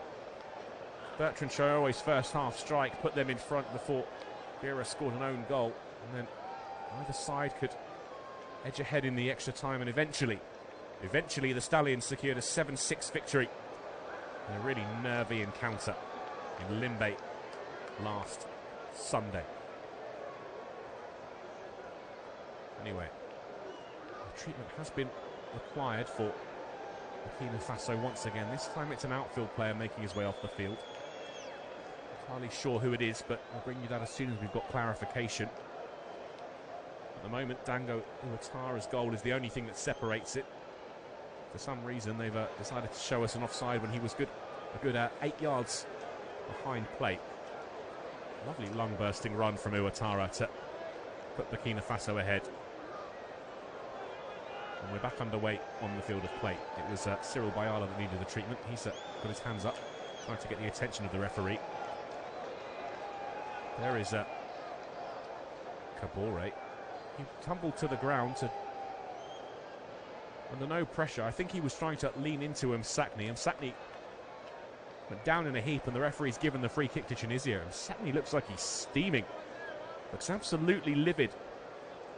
Unorthodox defending, but from Issa Kabore. It looked effective, but the referee said it wasn't fair. Here is Dylan Bron. Up to the right-hand side for Mohamed Draguer. Inside it goes to Laidouni, right of centre. Back outside to Draguer, being forced back towards his own half. Lays this back to Dylan Bron. Now Aoife in the centre circle. Over the halfway line it goes. There's the centre spot. Diagonal ball to the left-hand side. Through the air, looking for Malul. Keeps it down, takes it on his chest, but hands it straight back to Cyril Bayala. He's driving down the right-hand touchline. Pokes the ball forward, looking for the run of Blati Toure. Back to the goalkeeper, Ben Said. He's cleared it under pressure. Drops to Kabore. Jaziri got there, though. To Yago in the midfield has fouled Sliti. Taken quickly by Msakni. Back to Sliti. Tries to feed Msakni once again. Loose pass. Dango Ouattara will steer this back to Tapsoba, who launches it clear, looking for Jibril Ouattara.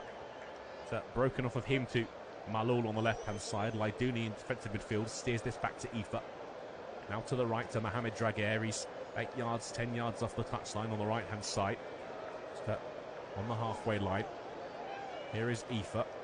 Base of the centre circle. Now to the right-hand side to Dylan Bron. Down the right-hand side it goes to Draguer on the touchline.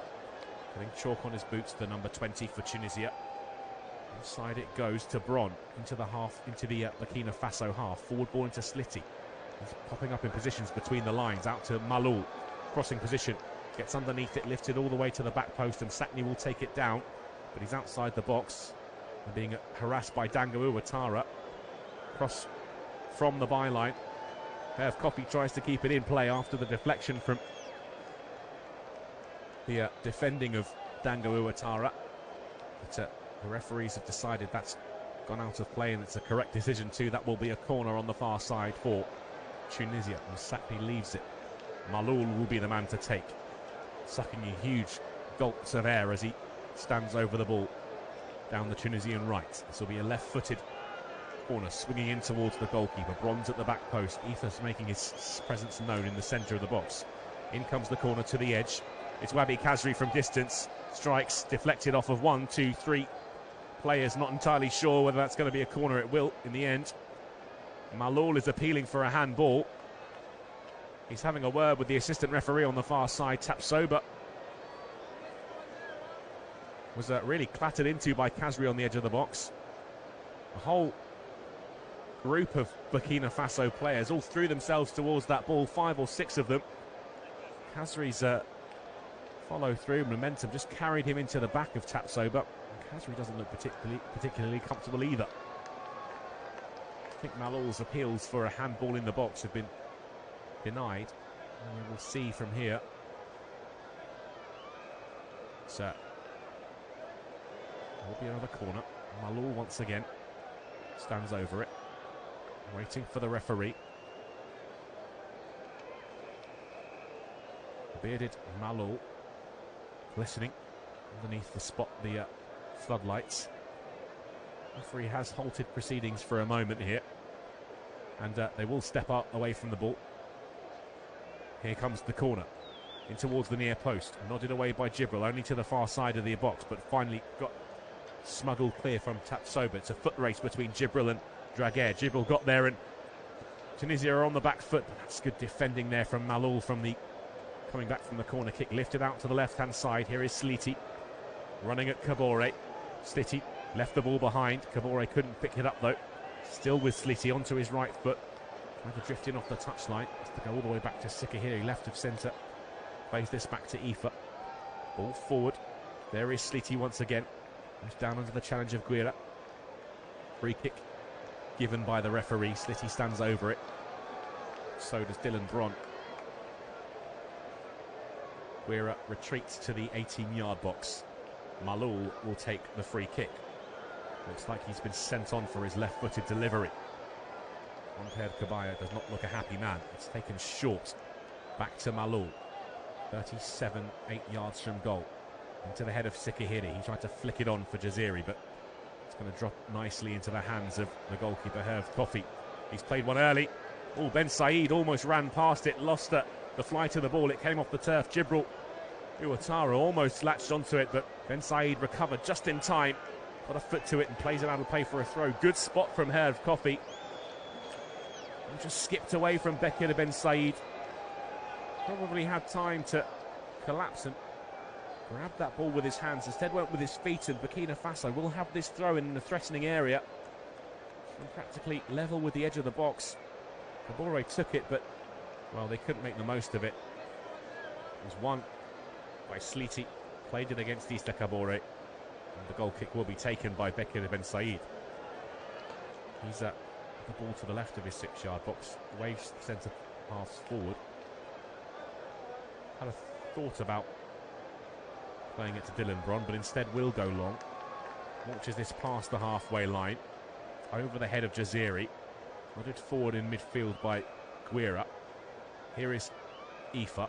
Gives the ball away to Burkina Faso, straight into the feet of Guira. On the right-hand side. Lovely footwork once again by Bayala. Bayala did lose it in the end, tried to do a bit too much with the ball, and it's being carried away down the left-hand side by Sliti. Tries to find Jaziri. Picked off by Uwatara, the centre-half, with the number 4 on his back. Bursting down the left-hand side is Yago. Yago still going.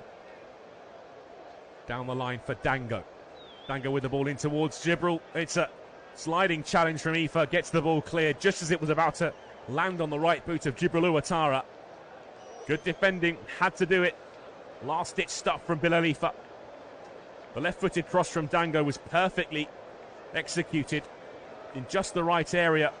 Just taken away from Jibril. Here is Dango once again. And referee's whistle has blown. There's a foul on Mohamed Draguer after the throw-in came in. Dango, the man, penalised. 25 minutes or so of this half left. Tunisia haven't really caused Herve Coffee any problems in this second half. Only getting about a quarter of their attempts on target, the Tunisians. Dylan Bron, right of centre, carries it towards the halfway line. Over the top. Down under the challenge goes Djaziri. Referee reaches into his pocket. Tapsoba, the man, goes into the book. Clash of legs just outside the area. Spotted by the assistant on the far side, Edmund Tapsoba. Just been wandering away from the ball. Laidouni shoved him. Tapsoba didn't like it, and Laidouni immediately apologises for doing so. And the referee just sorting things out here. Just the yellow card. No clear goal-scoring opportunity there. Jaziri once again, after he gets up to his knees after falling to the ground, waves that imaginary yellow card. It's been a feature of lots of the teams in this tournament.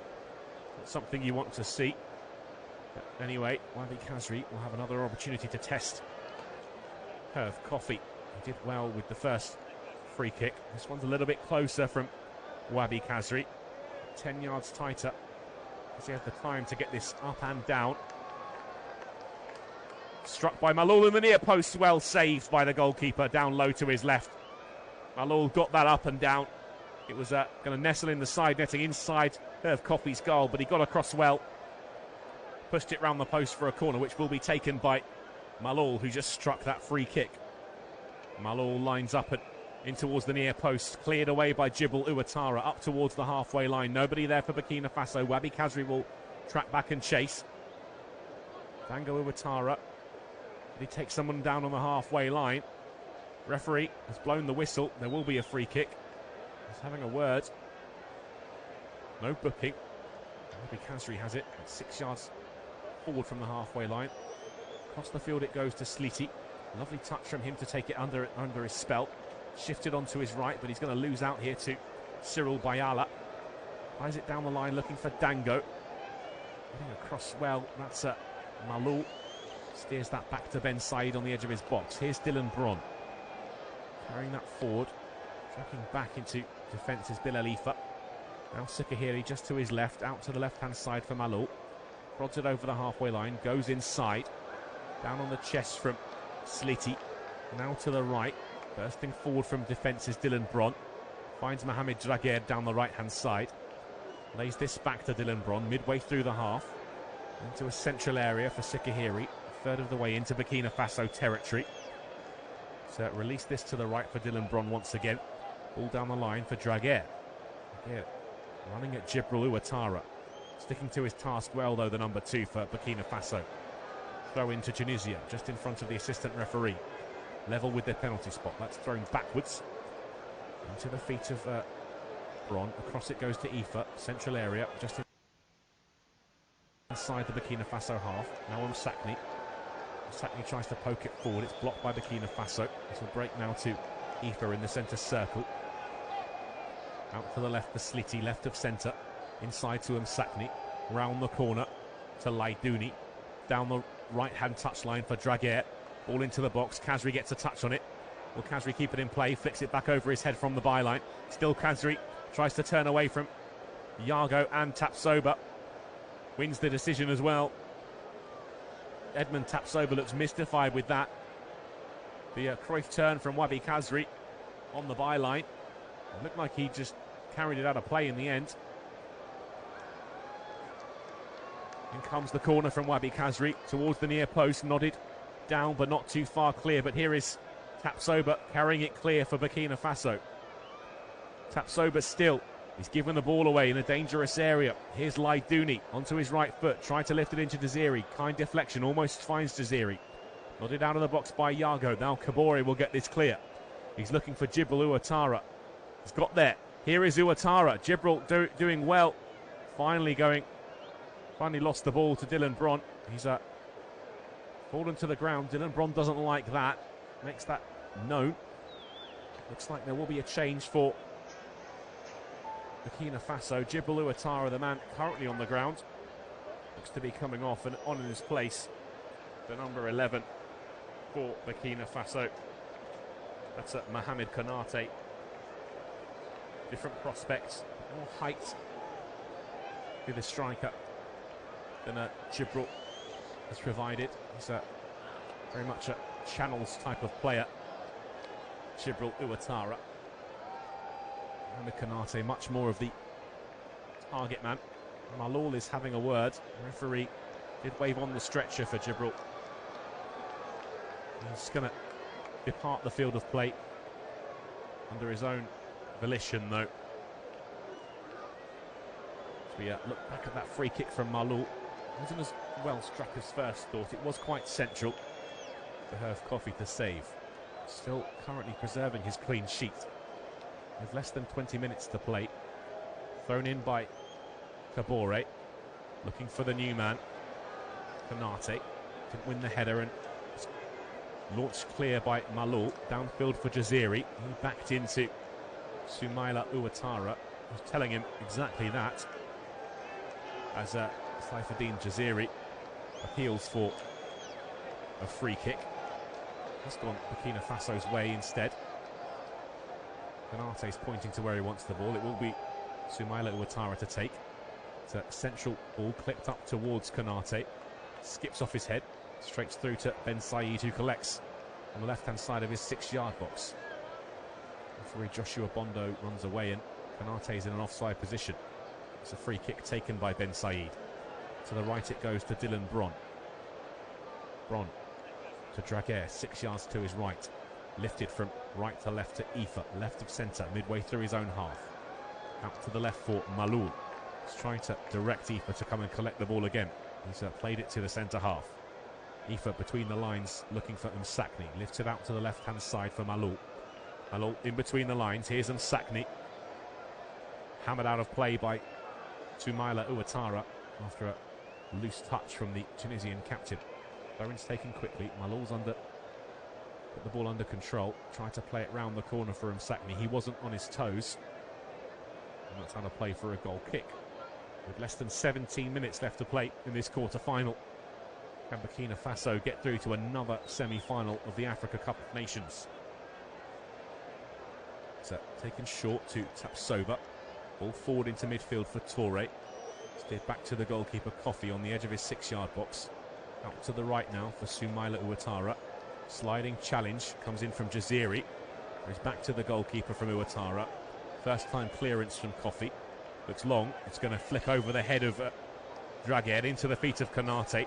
He's got options to the far side. Here is Dango. Ball skips up off of one touch and then just allows Ifa to get a boot on the ball. And Tunisia once again in possession with Malul. Inside to Sekihiri. Back to Ifa. Forward ball to Sekihiri. Now to the right-hand side once again for Dylan Bron. Forward ball into midfield. Down under the challenge goes Sliti. Referee blows the whistle. That's a foul from Yago on the halfway line. Right of centre. Sliti will line up the free kick, and there will be a change here for Tunisia. It's Jebali will come on for Saifuddin Jaziri. Jebali in the number 27 shirt. Issam Jebali, shaved head, trots on to take his place up front.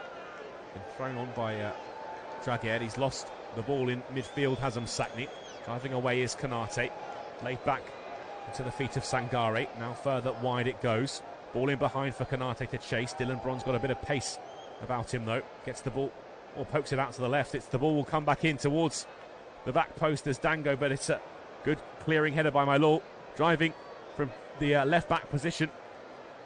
That was Yago, unleashed from distance. He's got the ball back though after it collided with a Tunisian midriff. Inside it goes, down under the challenge. So referee waves play on, lifted to the back post. Dango can only get a touch on the ball and lift it towards goal, and I think Burkina Faso wanted the foul rather than the advantage. Here's Malou. Flips it into midfield for Msakni. Between the lines, he's going to run away from Blati Toure. Still Msakni. Tries to find Kazri on the edge of the area. Kazri into the box now. Kazri onto his right foot. Still Kazri. Kazri almost there. Sliding challenge.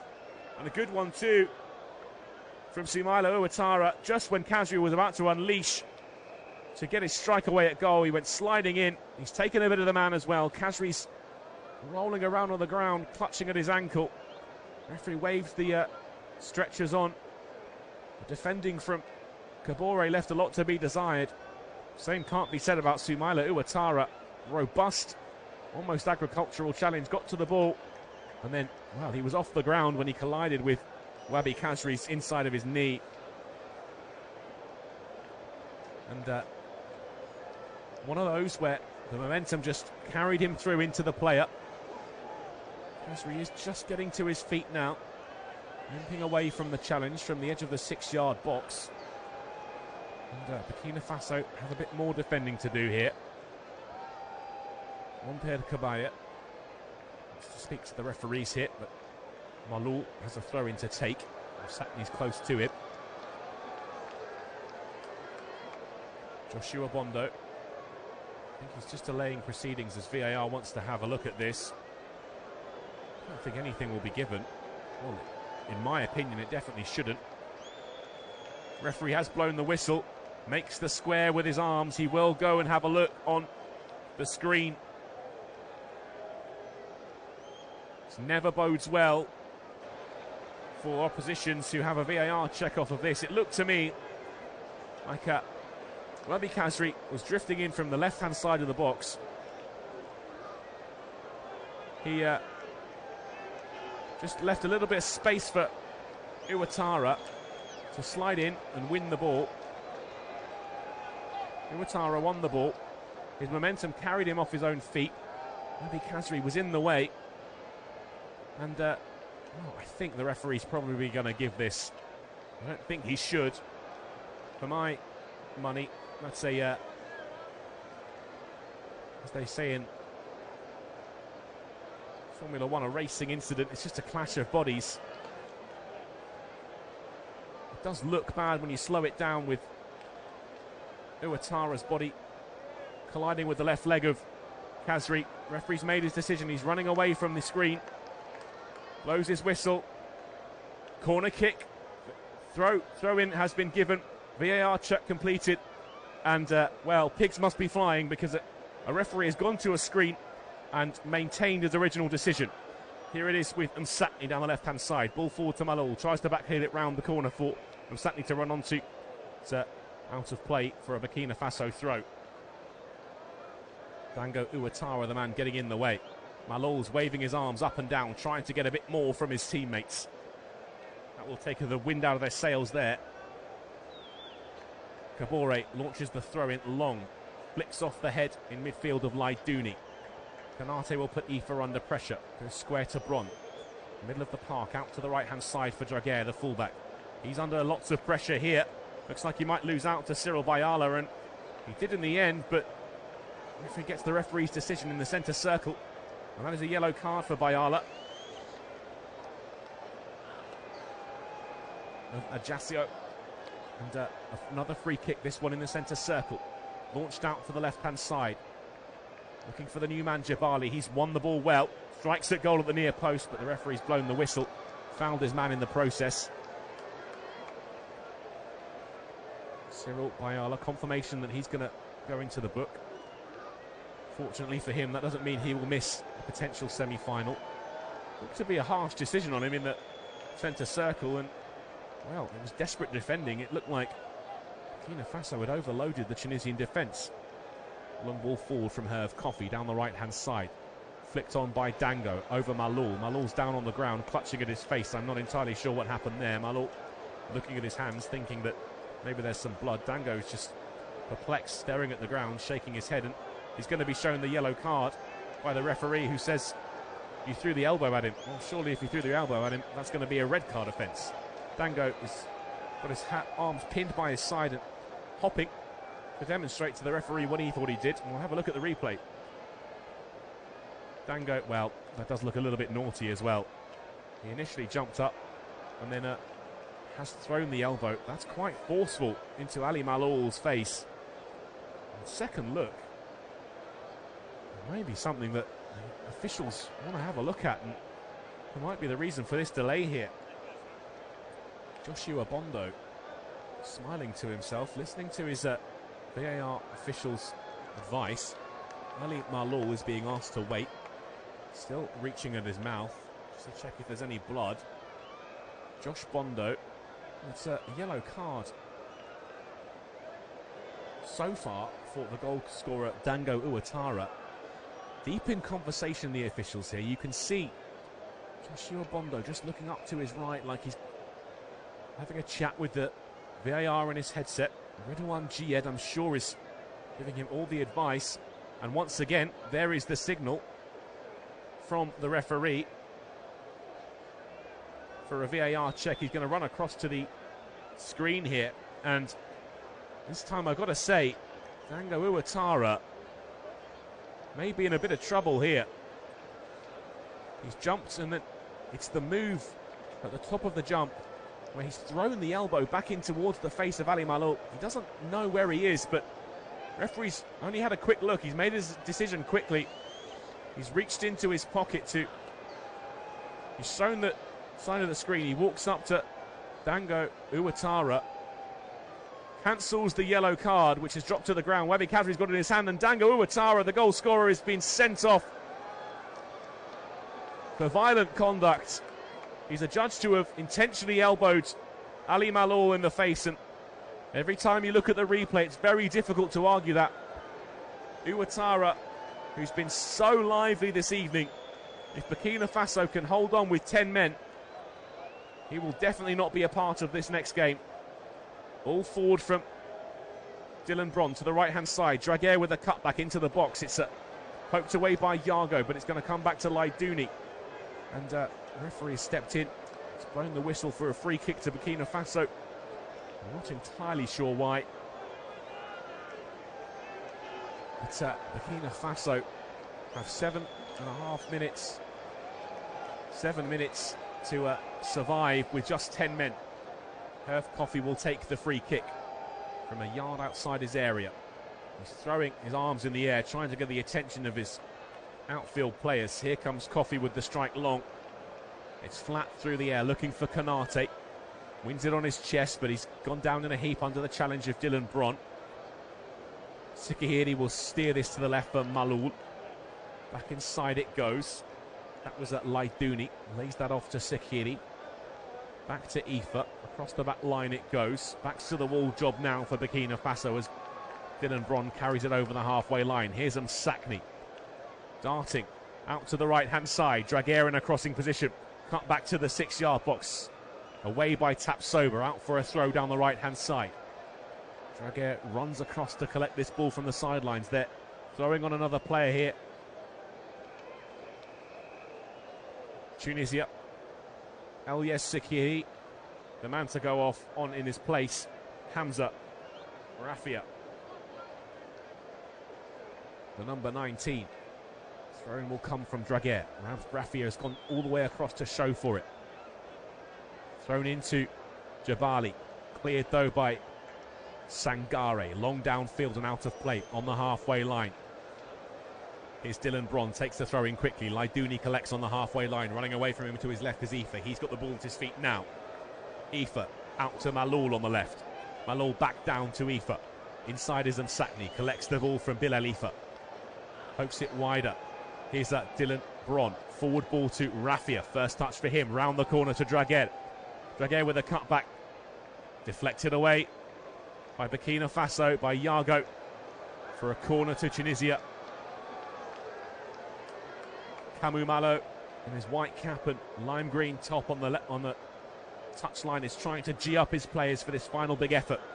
Corner from Maloul, played short to the feet of Raffia. Running at Toure, strikes from distance and wide and tight. It was Raffia in the end, and it's not threatening. It's gone behind for a goal kick, and Herve Coffey will take as much time as he can here to try just eke as much time away from this as possible. And behind the goal, one of the Burkina Faso substitutes that's been warming up behind the goal has just been shown a yellow card, which is a remarkable turn of events. I didn't quite see what happened there. The ball floated behind the goal. Referee's dropped his yellow card again. Herve Coffey's given it to him. He's trying to ask why he's been booked there. I'm not entirely sure who it was. He was in a bib, warming up behind the goal. I think he's trying to delay the game a bit more. Josh Bondo, the Botswanan referee, was having none of it. We'll try and clarify that for you shortly. Goal kick taken long by Herve Coffey. Looking for Konate. It's one in the air though by Cyril Bayala. It's back with Bayala here. Lifted over the top for Konate. He's miles offside, I'm sure of it. He's latched onto the ball and finally the flag goes up. Played quickly. Here's Maloul. Maloul under pressure from Konate. Almost got there. Back inside to Ifa on the corner of the box. Back to the right-hand side now. Dylan Bron carrying it forward over the halfway line. We're into the last 5 minutes of this game. Inside to Msakni in a central area. Msakni trying to drift past the challenges. Fine deflection from him. Msakni down round the corner for Maloul down the left-hand side. Flag goes up. He was in an offside position, the left-back. Tunisia's bench is all on its feet. We're ticking down to the 87-minute mark. That's a very definitive flag for such a tight offside call.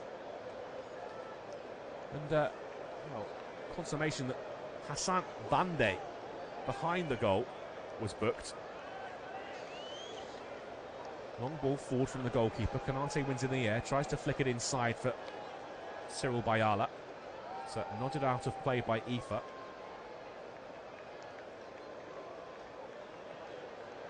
Throw-in will be taken by Issa Kabore. Up from right back into the Tunisia half. Time is ebbing away from Tunisia here. Thrown into Konate, can't win the ball, but it has been picked up in midfield by Sangare. Laid off to Blati Toure. Through ball looking for Bayala. Sangare's been left in a heap on the edge of the area as Tunisia build. They've got the ball away now. Here is Sliti. Sliti being marshalled well by Toure. Toure still at Sliti. Sliti's finally got away from him. And Burkina Faso have picked the ball up on the halfway line. Referee says no foul. Still Toure. Goes down under the challenge, and this time referee will blow his whistle. Blati Toure, the man, just hauled to the ground. Frustrations boiling over from Tunisia now. They're moments away from an exit of the Africa Cup of Nations. Referee is trying to get them to play the free kick quickly. He has done it. So all the way back to Herve Coffey, now out to the left-hand side, off the chest, down the line for Konate to chase. Bron will get there first, but Konate's a unit and gets his body in the way. There is a ball down the line by Tunisia. Rafi is trying to hold it off of Toure. Around the corner came Bayala. Tried to play it on to Raffia for a throw into Burkina Faso, but it's given to Tunisia. Out to the left-hand side. Maloul's in tons of space, driving forward. Cover does come across eventually. Maloul's route to goal blocked off. Inside to Msakni. Tries to line up the shot. Msakni 35 yards from goal. Behind him is Laidouni. He'll go further to the right. There's Dylan Bron. So into the feet of Msakni. Msakni in the box now. Msakni towards the byline. Yago went down in with a challenge, didn't go over it. Did Msakni. It's cleared by Yago. Out of play for a throw into Tunisia down the right-hand side. Hamu Malo is on the verge of a very famous win. Thrown back to Dylan Bron inside to Sliti. Sliti running in the central area, right to left, laid back to Ifa. Malul tells him to hold it before he gets back on side. Here he is now, inside to Sliti. Laid back to Laidouni. Msakni 28 yards from goal. Msakni running away from Tapsoba. Msakni onto his left, still the Tunisian captain. Back to Laidouni. 9 seconds till the 90. Here's Dylan Bron. Forward ball. Launch clear by Yago. It's out of play just shy of the halfway line. We've reached the 90-minute mark. There will be 4 more added on. Can Burkina Faso hold on? Can Tunisia find an equaliser and send this to extra time? Not like that. Yago will get it clear. Here's Blati Toure trying to run away. Here's Blati Toure still. Almost got it past Laidouni. The referee will pull it back for a tug back on Blati Toure on the halfway line, left of centre, demonstrating exactly what he saw happen. It was a fair shout too. Advantage had been played. Tapsoba will be the man to take it. Standing in front of the ball is Jabali. It's out to the left-hand side from the centre half. One in the air by Draguer. With this dribble out of play for a Burkina Faso throw. Yes, says the referee. Points towards the Tunisian goal. Sliti couldn't keep it in play. It's all getting very tense here. You can see the concern and worry on the faces of the Tunisian players. And their staff thrown into play, taken down by Toure. Round the corner it goes. Lovely run down the left-hand side. It's out of play off of Mohamed Draguer for a corner kick. And, well, Cyril Bayala is pumping up the crowd, which is in full voice here. He's just in front of the Burkina Faso fans too. Sure, they'll risk too much here, Burkina Faso, from this corner. Just one man in the box, that's Konate. Toure's been given the ball on the corner flag, and well, down off of the ball goes Cyril Bayala. Referee's run across. He's given a free kick to Tunisia, I think, as they try to keep it in the corner. Laidouni was the man, I think, involved there. Just have a look what happened. Bayala, well, nothing much at all. Ifa's carrying it clear for Tunisia. They've got 2 minutes to fashion an equaliser. Long ball forward for Jabali. Out comes the goalkeeper, Herve Kofi. Pounces at the feet of Msakni. Wins the ball. More time will ebb away. The Burkina Faso fans in full voice in the stands. Green and red in motion. Thousands of them have acted out tonight. Herve Kofi launches it clear. 90 seconds left in the game. Konate jumping with Dylan Bron. Bron will nod this back to Bekir Ben Said. This ball has to get forward and quickly. Malul has come to collect from Ben Said. He'll play it to his left-hand side, the goalkeeper. Malul collects. He's got Konate to beat. Plays it into midfield. Collected by Laidouni. Out to the right-hand side for Draguer. Forward ball to Sliti. He's fighting for it. Into the box it comes from Draguer. 60 seconds left. Herve Kofi in possession of the ball. Smiles beaming down from the Burkina Faso fans in the stands. They've won their previous 2 meetings against Tunisia in quarter-finals, and it's about to be a third. Cleared long by Herve Kofi out to the left-hand side. It'll be a throw taken by Draguer. It'll be last throw of the dice now for Tunisia. Into midfield it goes, and Sakni can't get a hold of it. Burkina Faso recover the ball. Referee blows the whistle. That'll be a foul in the centre circle. Sliti will spot this up.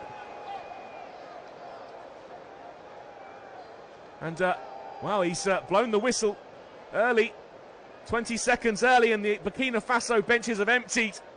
They've all gone sprinting onto the field of play. It's a stunned silence from Tunisia. Youssef Msakni He's right in the face of the referee. They thought they had 20 or 30 seconds left. It looked like it on the clock. Referee has blown the final whistle. It's not the first time that Tunisia feel aggrieved about the final whistle time of the game. There are tears in the stands from Tunisia fans, but absolute pandemonium and joy from those of a Burkina Faso nature. Youssouf Msakni can't believe it. It's wonderful scenes on the field for Burkina Faso. Not sure who they'll play in the next round. We'll have to find out tomorrow who the next obstacle en route is. They'll play the winner of the other quarter-final tomorrow. That's Senegal versus Equatorial Guinea. But another of the big boys in the Africa Cup of Nations, the 2004 champion.